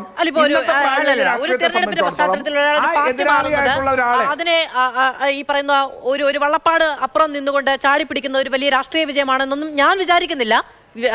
കോൺഗ്രസ് അങ്ങനെ വിചാരിക്കുന്നുണ്ടെങ്കിൽ എനിക്കതിൽ എതിരഭിപ്രായമില്ല. തെരഞ്ഞെടുപ്പിന്റെ പശ്ചാത്തലത്തിൽ സ്ഥാനാർത്ഥിയാവാനല്ലോ മാധു, തെരഞ്ഞെടുപ്പിന്റെ പശ്ചാത്തലത്തിൽ സ്ഥാനാർത്ഥിയാവാൻ വേണ്ടി അല്ലല്ലോ സന്ദീപ് വാര്യർ മാറിയത്. സന്ദീപ് വാര്യർ BJPക്കകത്ത് തന്നെ പാലക്കാട് സീറ്റിന് വേണ്ടി സമ്മർദ്ദം ചെലുത്തി എനിക്കത് കിട്ടാത്തതുകൊണ്ടാണ് മാറിയെന്ന് BJPക്ക് പോലും അഭിപ്രായമില്ലല്ലോ. BJPക്കകത്ത് വന്നിരിക്കുന്ന കുറേ, ഇപ്പോൾ ശ്രീ രാജേഷ് സുരേന്ദ്രൻ പോകുന്നതിനെ സംബന്ധിച്ച് പറഞ്ഞു, അദ്ദേഹം പാർട്ടിയുടെ സംസ്ഥാന സമിതി അംഗമായിരുന്നില്ലേ? ആ പാർട്ടിയുടെ സംസ്ഥാന കമ്മിറ്റിയുടെ പ്രസിഡന്റായിട്ടുള്ള സുരേന്ദ്രന് അത്രമാത്രം ദുരഭിമാനം സന്ദീപ് വാര്യരോട് സംസാരിക്കുന്നതിനും അവർ തമ്മിലുള്ള പ്രശ്നം പരിഹരിക്കുന്നതിനും ഉണ്ടെങ്കിൽ അതാണ് ആ പാർട്ടിയുടെ ഈ പറയുന്നൊരു ഓട്ടോക്രാറ്റിക് ആയിട്ടുള്ളൊരു സ്വഭാവം. ഞാൻ ചോദിക്കട്ടെ, VD സതീശനെതിരെ മുല്ലപ്പള്ളി രാമചന്ദ്രൻ വിമർശനം ഉന്നയിച്ചെന്നല്ലോ, VM സുധീരൻ വിമർശനം ഉന്നയിച്ചല്ലോ. എന്താ VD സതീശൻ ചെയ്തത്? രണ്ടുപേരുടെയും വീട്ടിലേക്ക് കയറി ചെന്ന് അവരോട് നേരിട്ടൊന്ന് സംസാരിച്ച് ആ പ്രശ്നം പരിഹരിച്ചു.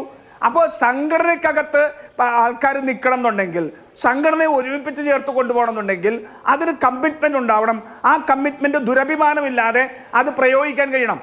അത് സുരേന്ദ്രന് സാധിക്കുന്നില്ല എന്നുള്ളിടത്താണ് സന്ദീപിനെ പോലെ മറ്റു പലരുടെയും പരാതികളുള്ളത്. ആ പരാതികൾ അവിടെ നിലനിൽക്കുകയാണ്. അതിന് ഞങ്ങളെ കുറ്റം പറഞ്ഞ വല്ല കാര്യമുണ്ടോ? സ്വാഭാവികമായിട്ടും സന്ദീപ് ആ വർഗീയ രാഷ്ട്രീയത്തിൻ്റെ ചേരിൽ നിന്ന് ഇറങ്ങാൻ തീരുമാനിക്കുമ്പോൾ അതിനെ മതേതര ചേരിയിലേക്ക് കൊണ്ടുവരാൻ സാധിക്കുക എന്നുള്ളത് ഞങ്ങളുടെ ഉത്തരവാദിത്തമാണ്. ആ ഉത്തരവാദിത്തം, രാഷ്ട്രീയ ഉത്തരവാദിത്തമാണ് ഞങ്ങൾ നിർവഹിച്ചത്. CPM-ലേക്ക് പോകുന്നത് സന്ദീപിനറിയാം, BJP-യിലേക്ക് പോകുന്നതിന് തുല്യമാണ് CPM. കാരണം BJP-യും CPM-ഉം തമ്മിലുള്ള കോൺഗ്രസിന്റെ ഉറച്ച ബോധ്യം എന്ന് പറയുന്നത് BJP ഒരു വർഗീയ പാർട്ടിയാണ് എന്ന് തന്നെയാണല്ലോ, അല്ലെ? അപ്പൊ BJP ഒരു വർഗീയ പാർട്ടിയാണ്.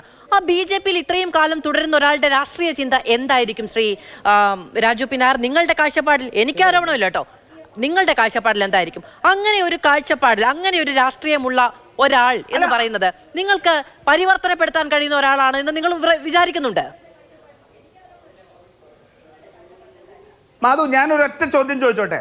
ഈ കഴിഞ്ഞ തെരഞ്ഞെടുപ്പിൽ BJP ഉത്തർപ്രദേശിൽ ഉൾപ്പെടെ പരാജയം നേരിട്ട് അവർ 400 സീറ്റ് എന്ന് പറഞ്ഞത് 240 സീറ്റിലേക്ക് പോയി, ഇല്ലേ? 303 സീറ്റും 273 സീറ്റും കഴിഞ്ഞ 2 തെരഞ്ഞെടുപ്പിൽ ജയിച്ചത് ഈ ഹിന്ദുത്വ വർഗീയവാദത്തിൽ അല്ലെങ്കിൽ അതിനകത്ത് പറഞ്ഞിരുന്ന അതിതീവ്ര ദേശീയതയിൽ പെട്ടുപോയ കുറെ ജനങ്ങൾ ആ നരേന്ദ്രമോദിയുടെ രാഷ്ട്രീയത്തിന് വേണ്ടി വോട്ട് ചെയ്തുകൊണ്ടാണല്ലോ. 10 വർഷം കൊണ്ട് അത് തങ്ങൾക്ക് അന്നം തരുന്നില്ല, തങ്ങളുടെ ജീവിതത്തിൽ ഒരു മാറ്റവും ഉണ്ടാക്കുന്നില്ല എന്ന് മനസ്സിലായപ്പോൾ അവർ അതിനെ ഉപേക്ഷിച്ചുകൊണ്ട് മതേതര ജനയിലേക്ക് അവരുടെ നിലപാട് മാറ്റിയില്ലേ? ഈ നിലപാട് മാറ്റം രാഷ്ട്രീയത്തിലുണ്ടാവും. തീർച്ചയായിട്ടും രാജ്യത്തിനും ജനങ്ങൾക്കും ഉപകാരപ്രദമല്ലാത്ത, മനുഷ്യനെ തമ്മിലടിപ്പിക്കുന്ന വിഷമാണ് താൻ വമിച്ചുകൊണ്ടിരിക്കുന്നതെന്നുള്ള ഒരു ചിന്ത അത് അദ്ദേഹം നേരത്തെ തന്നെ പ്രകടിപ്പിച്ചു. ഹലാൽ വിഷയത്തിൽ, ഭക്ഷണത്തിൽ രാഷ്ട്രീയം കൊണ്ടുവരരുത് എന്നുള്ള നിലപാട് അദ്ദേഹം എടുത്തിരുന്നതാണ്. അപ്പൊ അത്തരത്തിലുള്ളൊരു മനം മാറ്റം സന്ദീപ് വാര്യർക്ക് മാത്രമല്ല, ഈ രാജ്യത്തുള്ള മുഴുവൻ വർഗീയ പാർട്ടികളെ പിന്തുണച്ചിരുന്ന, തെറ്റിദ്ധാരണ മൂലം പിന്തുണച്ചവർക്കും ഉണ്ടായിക്കൊണ്ടിരിക്കുന്നതിന്റെ ലക്ഷണമാണ് BJP പരാജയം നേരിട്ടുകൊണ്ടിരിക്കുന്നത്, ഇല്ലേ? അത് തീർച്ചയായിട്ടും ഉണ്ടാവും. ആ ഉണ്ടാവുന്ന സാഹചര്യത്തിൽ അതിനെ മുതലാക്കുകയും അതിനെ ഉപയോഗപ്പെടുത്തുകയും മതേതര ചേരിയെ ബേസ് വർദ്ധിപ്പിച്ചുകൊണ്ട് ശക്തിപ്പെടുത്തുകയും ചെയ്യേണ്ടത് കോൺഗ്രസിന്റെ രാഷ്ട്രീയ ഉത്തരവാദിത്തമാണ്. ആ ഉത്തരവാദിത്തം ഞങ്ങൾ നിറവേറ്റുക തന്നെ ചെയ്യും. ആ ഉത്തരവാദിത്തം നിറവേറ്റിയതിന്റെ ഭാഗമാണ് ഇന്ന് സന്ദീപ് വാര്യരെ കോൺഗ്രസിനകത്തേക്ക് കൊണ്ടുവന്നതും, ഒരു സംശയവും വേണ്ട. ശരി ശരി ശ്രീ ഫസൽ ഗഫൂർ, നേരത്തെ ഒരു സാങ്കേതിക പ്രശ്നം ഉണ്ടായിപ്പോയത് കൊണ്ടാണ് കേട്ടോ അങ്ങയിൽ നിന്ന് ഞാൻ പെട്ടെന്ന് പിൻവാങ്ങിയത്. ശ്രീ ഫസൽ ഗഫൂർ, കോൺഗ്രസ് പറയുന്ന ഏറ്റവും ഉറക്കെ പറയുന്ന ഒരു കാര്യം ഇതാണ്: BJP-യുടെ രാഷ്ട്രീയത്തിൽ നിന്ന്, BJP മുന്നോട്ട് വെക്കുന്ന രാഷ്ട്രീയത്തിൽ നിന്ന്, BJP പറയുന്ന വർഗീയ കാഴ്ചപ്പാടിൽ നിന്ന് വരുന്ന ഏതൊരാളും, അങ്ങനെ ഒരാളെങ്കിൽ ഒരാളെ മാറ്റാൻ കഴിയുമെങ്കിൽ ഞങ്ങൾ അതിന് രാഷ്ട്രീയമായി വില കൊടുക്കാൻ തയ്യാറാണ്, ഞങ്ങൾ അതിന് വഴിയൊരുക്കാൻ തയ്യാറാണ്, വേദി കൊടുക്കാൻ തയ്യാറാണ് എന്നുള്ളതാണ്. ഞാനൊരു ചെറിയ പ്രശ്നം, രാഷ്ട്രീയമായി വില കൊടുക്കുക എന്ന് പറയുന്നത് തെറ്റാണ് മാധു. രാഷ്ട്രീയമായ വിലയല്ല, അത് രാഷ്ട്രീയമായി ഉപയോഗിക്കുക എന്ന് തന്നെയാണ്, അത് നേട്ടത്തിന് വേണ്ടി തന്നെയാണ്. ശരി, അല്ല നോക്കൂ, ഈ നേട്ടവും കോട്ടവും തീരുമാനിക്കേണ്ടത് ജനങ്ങളല്ലേ ശ്രീ രാജു പി നായർ? അത് തെരഞ്ഞെടുപ്പ് ഒരു ലിറ്റ്മസ് ടെസ്റ്റ് ആണ്, നമുക്ക് കാണാം, നമുക്ക് സംസാരിക്കാം. അതിൽ സംശയമില്ല. പക്ഷെ ഞാൻ പറഞ്ഞത് അങ്ങയുടെ രാഷ്ട്രീയമായി വില കൊടുക്കേണ്ടി വരും എന്നുള്ള ഒരു പ്രസ്താവനയാണ് ഞാൻ ഇത് ചെയ്തത്. ഞങ്ങളുടെ ബോധ്യം ആ വില കൊടുക്കുന്നതല്ല, അത് നേട്ടമായിരിക്കും എന്നുള്ളതാണ് ഞങ്ങളുടെ ബോധ്യം. ശരി ശരി ശരി, ഞാനതിനെ പറ്റി ഒരു അഭിപ്രായം പറയാം. നമ്മളിപ്പോൾ കേരളത്തിലെ ഒരു വലിയ സംഭവമായിട്ട് എടുത്തിരിക്കുകയാണ്. പക്ഷേ ഇടയിൽ വെച്ചിട്ട് നമ്മൾ തെറ്റിപ്പോയി. ഞാൻ പറഞ്ഞുകൊണ്ടിരുന്നതിന് എന്താ വെച്ചാൽ 14 മുഖ്യമന്ത്രിമാർ BJP-യുടെ കോൺഗ്രസ് സൈഡിലോട്ടോ അല്ലെങ്കിൽ ഈ സെക്യുലർ സൈഡിലോട്ടോ കൂറുമാറി വന്നിട്ടുണ്ടേ. അതിൽ കല്യാൺ സിംഗ് ഉണ്ട്, ശങ്കർ സിംഗ് വഗേലയുണ്ട്, അങ്ങനെ ഒരുപാട് 14 പേരുണ്ട്. അതിനടുത്ത് ഫുൾ ലിസ്റ്റ് ഇരിക്കുന്നുണ്ട്. ഉമാ ഭാരതി ഉണ്ട്. പക്ഷെ അത് ഞാൻ പറയാനുള്ള കാരണം എന്താ വെച്ചാൽ, എനിക്ക് രാജേഷിനോട് ഒരു ചോദ്യമുള്ളൂ. ഞങ്ങളെല്ലാവരും വിശ്വസിക്കുന്നത് ഞങ്ങളുടെ അഭിപ്രായത്തിൽ തെറ്റാണ് എന്ന് ഞങ്ങൾ വിശ്വസിക്കുന്ന ഹിന്ദുത്വ അജണ്ട 100 വർഷമായിട്ട് കൊണ്ടുനടന്ന് കാക്കി ട്രൗസറിൽ നിന്ന് കാക്കി പാൻസിലോട്ട് ഈ മാർച്ചും ബാൻഡും നമ്മൾ പറഞ്ഞ ഡിസിപ്ലിനും ഒക്കെ കൂടെ ഉള്ള ഈ പാർട്ടി ഈ തരത്തിൽ ആൾക്കാരെ കൂറുമാറ്റി അങ്ങോട്ടും ഇങ്ങോട്ടും വരുമ്പോൾ അതിന്റെ ആദർശപരമായിട്ടുള്ള മൂല്യങ്ങൾക്ക് എന്ത് സംഭവിക്കും? കോൺഗ്രസിന്റെ മാതിരില്ല ഞാൻ സമ്മതിക്കുന്നു. കാരണം കോൺഗ്രസ് ഒരു ഹോൾഡ് ഓളാണ് എല്ലാവർക്കും. ഇനി എനിക്ക് തന്നെ രാജ്പൂയ നേർക്ക് അറിയാം, എനിക്ക് ഏത് വേദിയിലും വന്നിരുന്നിട്ട് കോൺഗ്രസിനെ ക്രിട്ടിസൈസ് ചെയ്യാം. പിറ്റേ ദിവസം ഒരു കോൺഗ്രസ്സുകാരൻ എന്നെ കല്ലെറിയാനൊന്നും വരാറില്ല. ഞങ്ങളൊക്കെ ക്രിട്ടിസൈസ് ചെയ്യാറുണ്ട്, അവരെ പുകഴ്ത്താറുണ്ട്. അപ്പൊ ചോദ്യം വളരെ സിമ്പിളായിട്ട് വരാൻ പോകും. ആ ചോദ്യം എന്താണെന്ന് വെച്ചിട്ടുണ്ടെങ്കിൽ, നാളെ സന്ദീപ് വാര്യർ തിരിച്ചു പോയാൽ BJP-യിലോട്ട് BJP തിരിച്ചെടുക്കുമോ? കാരണം കല്യാൺ സിംഗിന് എടുക്കാമെങ്കിൽ നിങ്ങൾക്ക് അതുമാതിരിയുള്ള ജഗദീഷ് ഷട്ടർ, കാരണം മുഖ്യമന്ത്രി ആയിരുന്ന ആള്, അദ്ദേഹം കർണാടകയിൽ കൂറുമാറി കോൺഗ്രസിൽ പോയി തോറ്റുകഴിഞ്ഞ് ഉടനെ തിരിച്ച് കൂറുമാറി. അങ്ങനെ വരുമ്പോൾ നിങ്ങൾ തിരിച്ചെടുക്കുമോ ഇല്ലയോ? ഇതാണ് കാതലായിട്ട് എൻ്റെ മനസ്സിലുള്ള ഒരു ചോദ്യം. കാരണം അത്തരത്തിലുള്ള ഒരു പാർട്ടിയുടെ മൂല്യങ്ങൾക്ക് ക്ഷതമേറ്റു പോവുകയല്ലേ ഇങ്ങനെ ആൾക്കാർ വരികയും പോവുകയും ചെയ്താൽ എന്നുള്ള ഒരു കാരണം. മറ്റേതൊരു ഞാൻ പറഞ്ഞ ഒരു ഹോൾഡാണ്, ഒരു മൂവ്മെന്റ് മാത്രമാണ് കോൺഗ്രസ്, ഒരു വികാരം മാത്രമാണ്. CPM-ഉം BJP അങ്ങനെയല്ല, ഒരു കേഡർ ഓറിയന്റഡ് പാർട്ടികളാണ്. ആ കേഡർ ഓറിയന്റഡ് പാർട്ടികളിലോട്ട് ഇത്തരത്തിൽ അങ്ങോട്ട് പോവുകയും ഇങ്ങോട്ട് പോയി ഇപ്പൊ നമ്മൾ നേരത്തെ കണ്ടല്ലോ, അൻവർ പോയത് കണ്ടല്ലോ, ഇപ്പൊ സെറീൻ പോയത് കണ്ടല്ലോ, മനസ്സിലായില്ലേ? അപ്പൊ അങ്ങോട്ടും ഇങ്ങോട്ടും ഒക്കെ പോകുമ്പോ ഈ കാഡർ പാർട്ടികൾക്ക് എന്ത് തരത്തിലുള്ള മൂല്യ തകർച്ച ഉണ്ടാവും എന്നുള്ളതാണ് എന്റെ ചോദ്യം.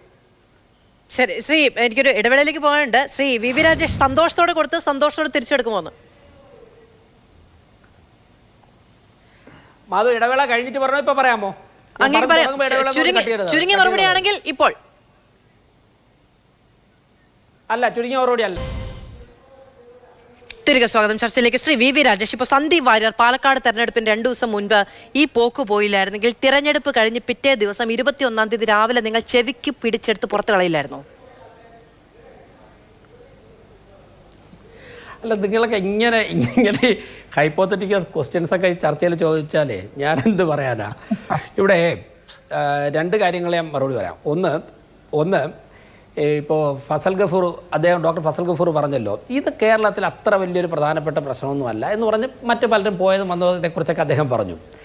അപ്പോൾ ഞാൻ അതുകൊണ്ടാണ് ഈ ചർച്ച തുടങ്ങിയപ്പോഴേ പറഞ്ഞത് നമുക്കിന്ന് ഏറ്റവും പ്രധാനപ്പെട്ട കുറുവാ സംഘമായിരിക്കും എന്നാണ് ഞാൻ കരുതിയതെന്ന് പറഞ്ഞ് ഇപ്പോൾ താങ്കൾക്ക് മനസ്സിലായല്ലോ എന്താണ് ഞാൻ പറഞ്ഞത്. ഇനി ഈ രാജു കോൺഗ്രസ് നേതാവ് ശ്രീ രാജു പറഞ്ഞൊരു കാര്യമുണ്ട്, ഇന്നാര് വീട്ടിൽ പോകണമായിരുന്നു. Sir, this is A party with a difference. അത് നിങ്ങൾ കോൺഗ്രസിൽ ചെയ്തിട്ടുണ്ട്, ഇനിയും ചെയ്തോളൂ. ഇതിൽ ഇന്ത്യൻ പ്രധാനമന്ത്രി നരേന്ദ്രമോദി ഒരു പാർട്ടി പരിപാടിയിൽ പങ്കെടുക്കുമ്പോൾ എന്താണ് ചെയ്യേണ്ടത്, എവിടെയാണ് ഇരിക്കേണ്ടത്, JP നഡ്ഡ എന്താണ് ചെയ്യേണ്ടത്, അമിത്ഷാ എന്താണ് ചെയ്യേണ്ടത്, അതിൽ ആരൊക്കെ വേദിയിലിരിക്കണം, ആരൊക്കെ സദസ്സിലിരിക്കണം, ആരൊക്കെ നിലത്തിരിക്കുന്നുണ്ടെങ്കിൽ അങ്ങനെ ഇരിക്കണം, ആരൊക്കെ സ്റ്റേജ് ചെയ്യണം, ഈ സിസ്റ്റം ഉണ്ട് സാർ. ഇതിൽ ഈ പാർട്ടിയിൽ ഒരു കാര്യം വരുമ്പോൾ ആരോട് സംസാരിക്കണം. ഞങ്ങൾക്ക് ആ സിസ്റ്റത്തിൽ നിന്ന് മാറി കോൺഗ്രസിന്റെ നേതാവ് ചെയ്തതുപോലെ പിന്നെ ഞങ്ങളുടെ പാർട്ടി അല്ലാതെ മാറൂലേ? പാലക്കാട്ട് സ്ഥാനാർത്ഥി ശ്രീ കൃഷ്ണകുമാർ, ഞാൻ പാലക്കാട് ചെന്ന സമയത്ത് എന്നോട് പറഞ്ഞത് കെ സുരേന്ദ്രൻ ഇത് പരിഹരിക്കും തെരഞ്ഞെടുപ്പിന് മുൻപ് എന്നാണ്. അതായത് കെ സുരേന്ദ്രൻ ഇടപെട്ടാൽ അത് പരിഹരിക്കപ്പെടും എന്ന് വിചാരിച്ചിരുന്നു നിങ്ങളുടെ സ്ഥാനാർത്ഥി? അതെ കെ സുരേന്ദ്രൻജിക്ക് ഇതിന്റെ പ്രശ്നം എന്താണെന്നറിയോ? ഈ കോൺഗ്രസിന്റെ സംഘടനാ സിസ്റ്റം വെച്ചുകൊണ്ട് ഞങ്ങളോട് സംസാരിക്കുന്നത്. ശ്രീ കെ സുരേന്ദ്രൻജിക്ക് എങ്ങനെയായി പ്രശ്നത്തിൽ ഇടപെടാൻ പറ്റുന്നത്? കെ സുരേന്ദ്രൻജി ഒറ്റയ്ക്കല്ലല്ലോ തീരുമാനം. ഇത് പറയുന്നത് മാധു, ഇപ്പൊ തിരുവനന്തപുരം ജില്ലയിലെ കാര്യങ്ങൾ പറയുന്നത് വി വി രാജേഷ് ആണെങ്കിലും ജില്ലാ പ്രസിഡന്റ് എന്നുള്ളത് ഞാൻ പറയാൻ ബാധ്യസ്ഥനാണ്.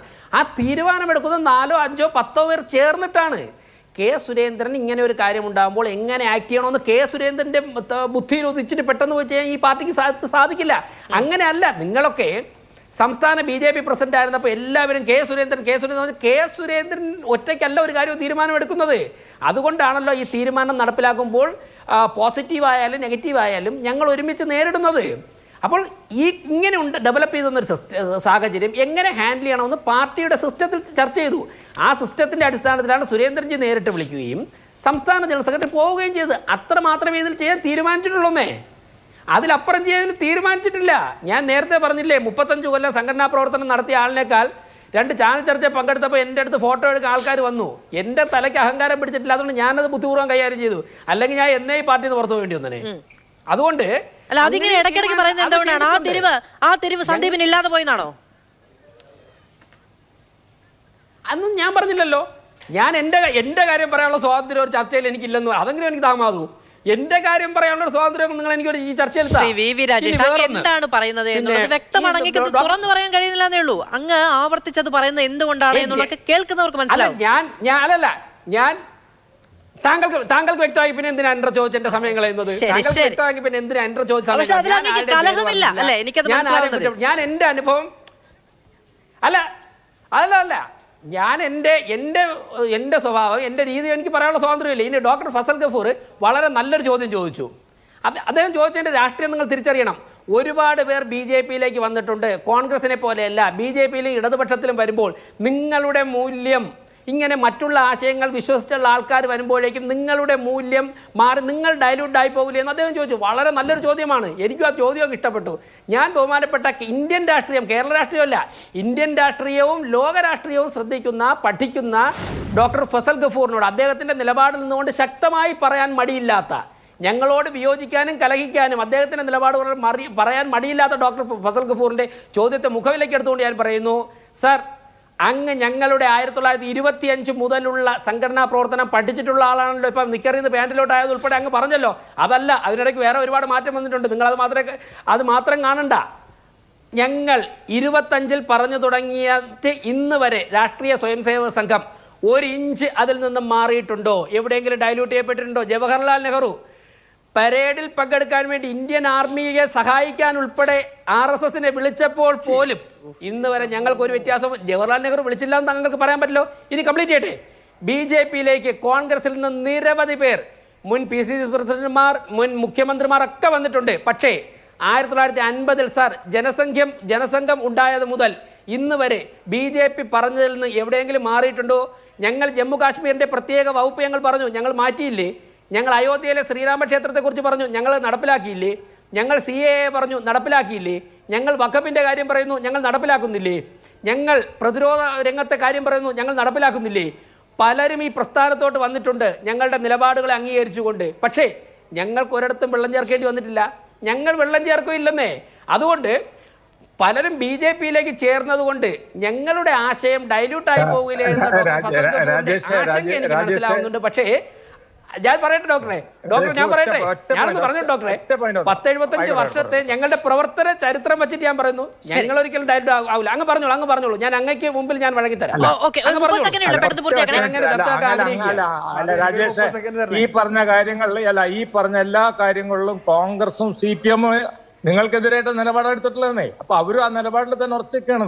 ഈ പറഞ്ഞ എല്ലാ കാര്യം രാജേഷ് പറഞ്ഞ CAA, അയോധ്യ തൊട്ടിട്ട് കാശ്മീർ തൊട്ടിട്ട് മറ്റേ വഖഫ് തൊട്ടിട്ട് ആ കാര്യങ്ങളിലെല്ലാം കോൺഗ്രസും വലിയ വില കൊടുത്തു. എനിക്കൊരു 30 സെക്കൻഡ് തരണേ.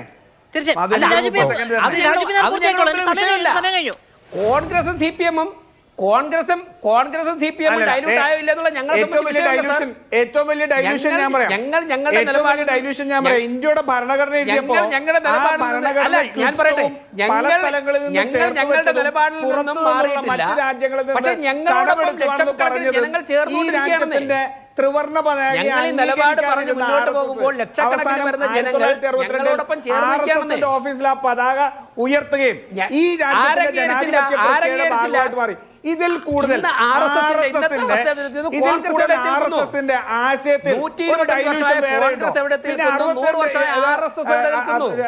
അല്ല, ഒരു സെക്കൻഡ് ഞാൻ പറയാം. ചോദിക്കട്ടെ, പിന്നെ രാജ്യം ഭരിക്കുന്ന പ്രധാനമന്ത്രി ഉൾപ്പെടെ ഈ ഇതൊക്കെ ഈ രാജ്യത്ത് സംഘടനയുടെ രാഷ്ട്രീയ സ്വയംസേവക സംഘത്തിന്റെയും BJPയുടെയും രാഷ്ട്രീയ വിദ്യാഭ്യാസം നേടിയ നരേന്ദ്രമോദി നിങ്ങൾ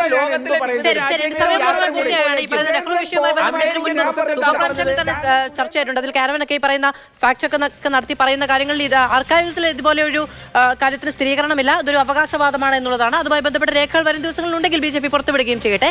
എന്തായാലും സന്ദീപ് വാര്യരുടെ രാഷ്ട്രീയ കടമാറ്റം, കൂടുമാറ്റം ഒക്കെയാണ് ഇന്ന് വലിയ ചർച്ചയാവുന്ന. ഈ ചർച്ച ഇവിടെ അവസാനിക്കുന്നത്. പാലക്കാട് തെരഞ്ഞെടുപ്പ് കഴിഞ്ഞും മുന്നോട്ട് പോകുന്ന ഒരു വിഷയം തന്നെയാണ്. അതിൽ ലാഭമാർക്ക് നഷ്ടമാർക്ക് എന്ന് തെരഞ്ഞെടുപ്പ് ദിനം വിധിയെഴുതട്ടെ. വളരെ പാലസ് വെൽക്കം പ്രേക്ഷകർക്ക്.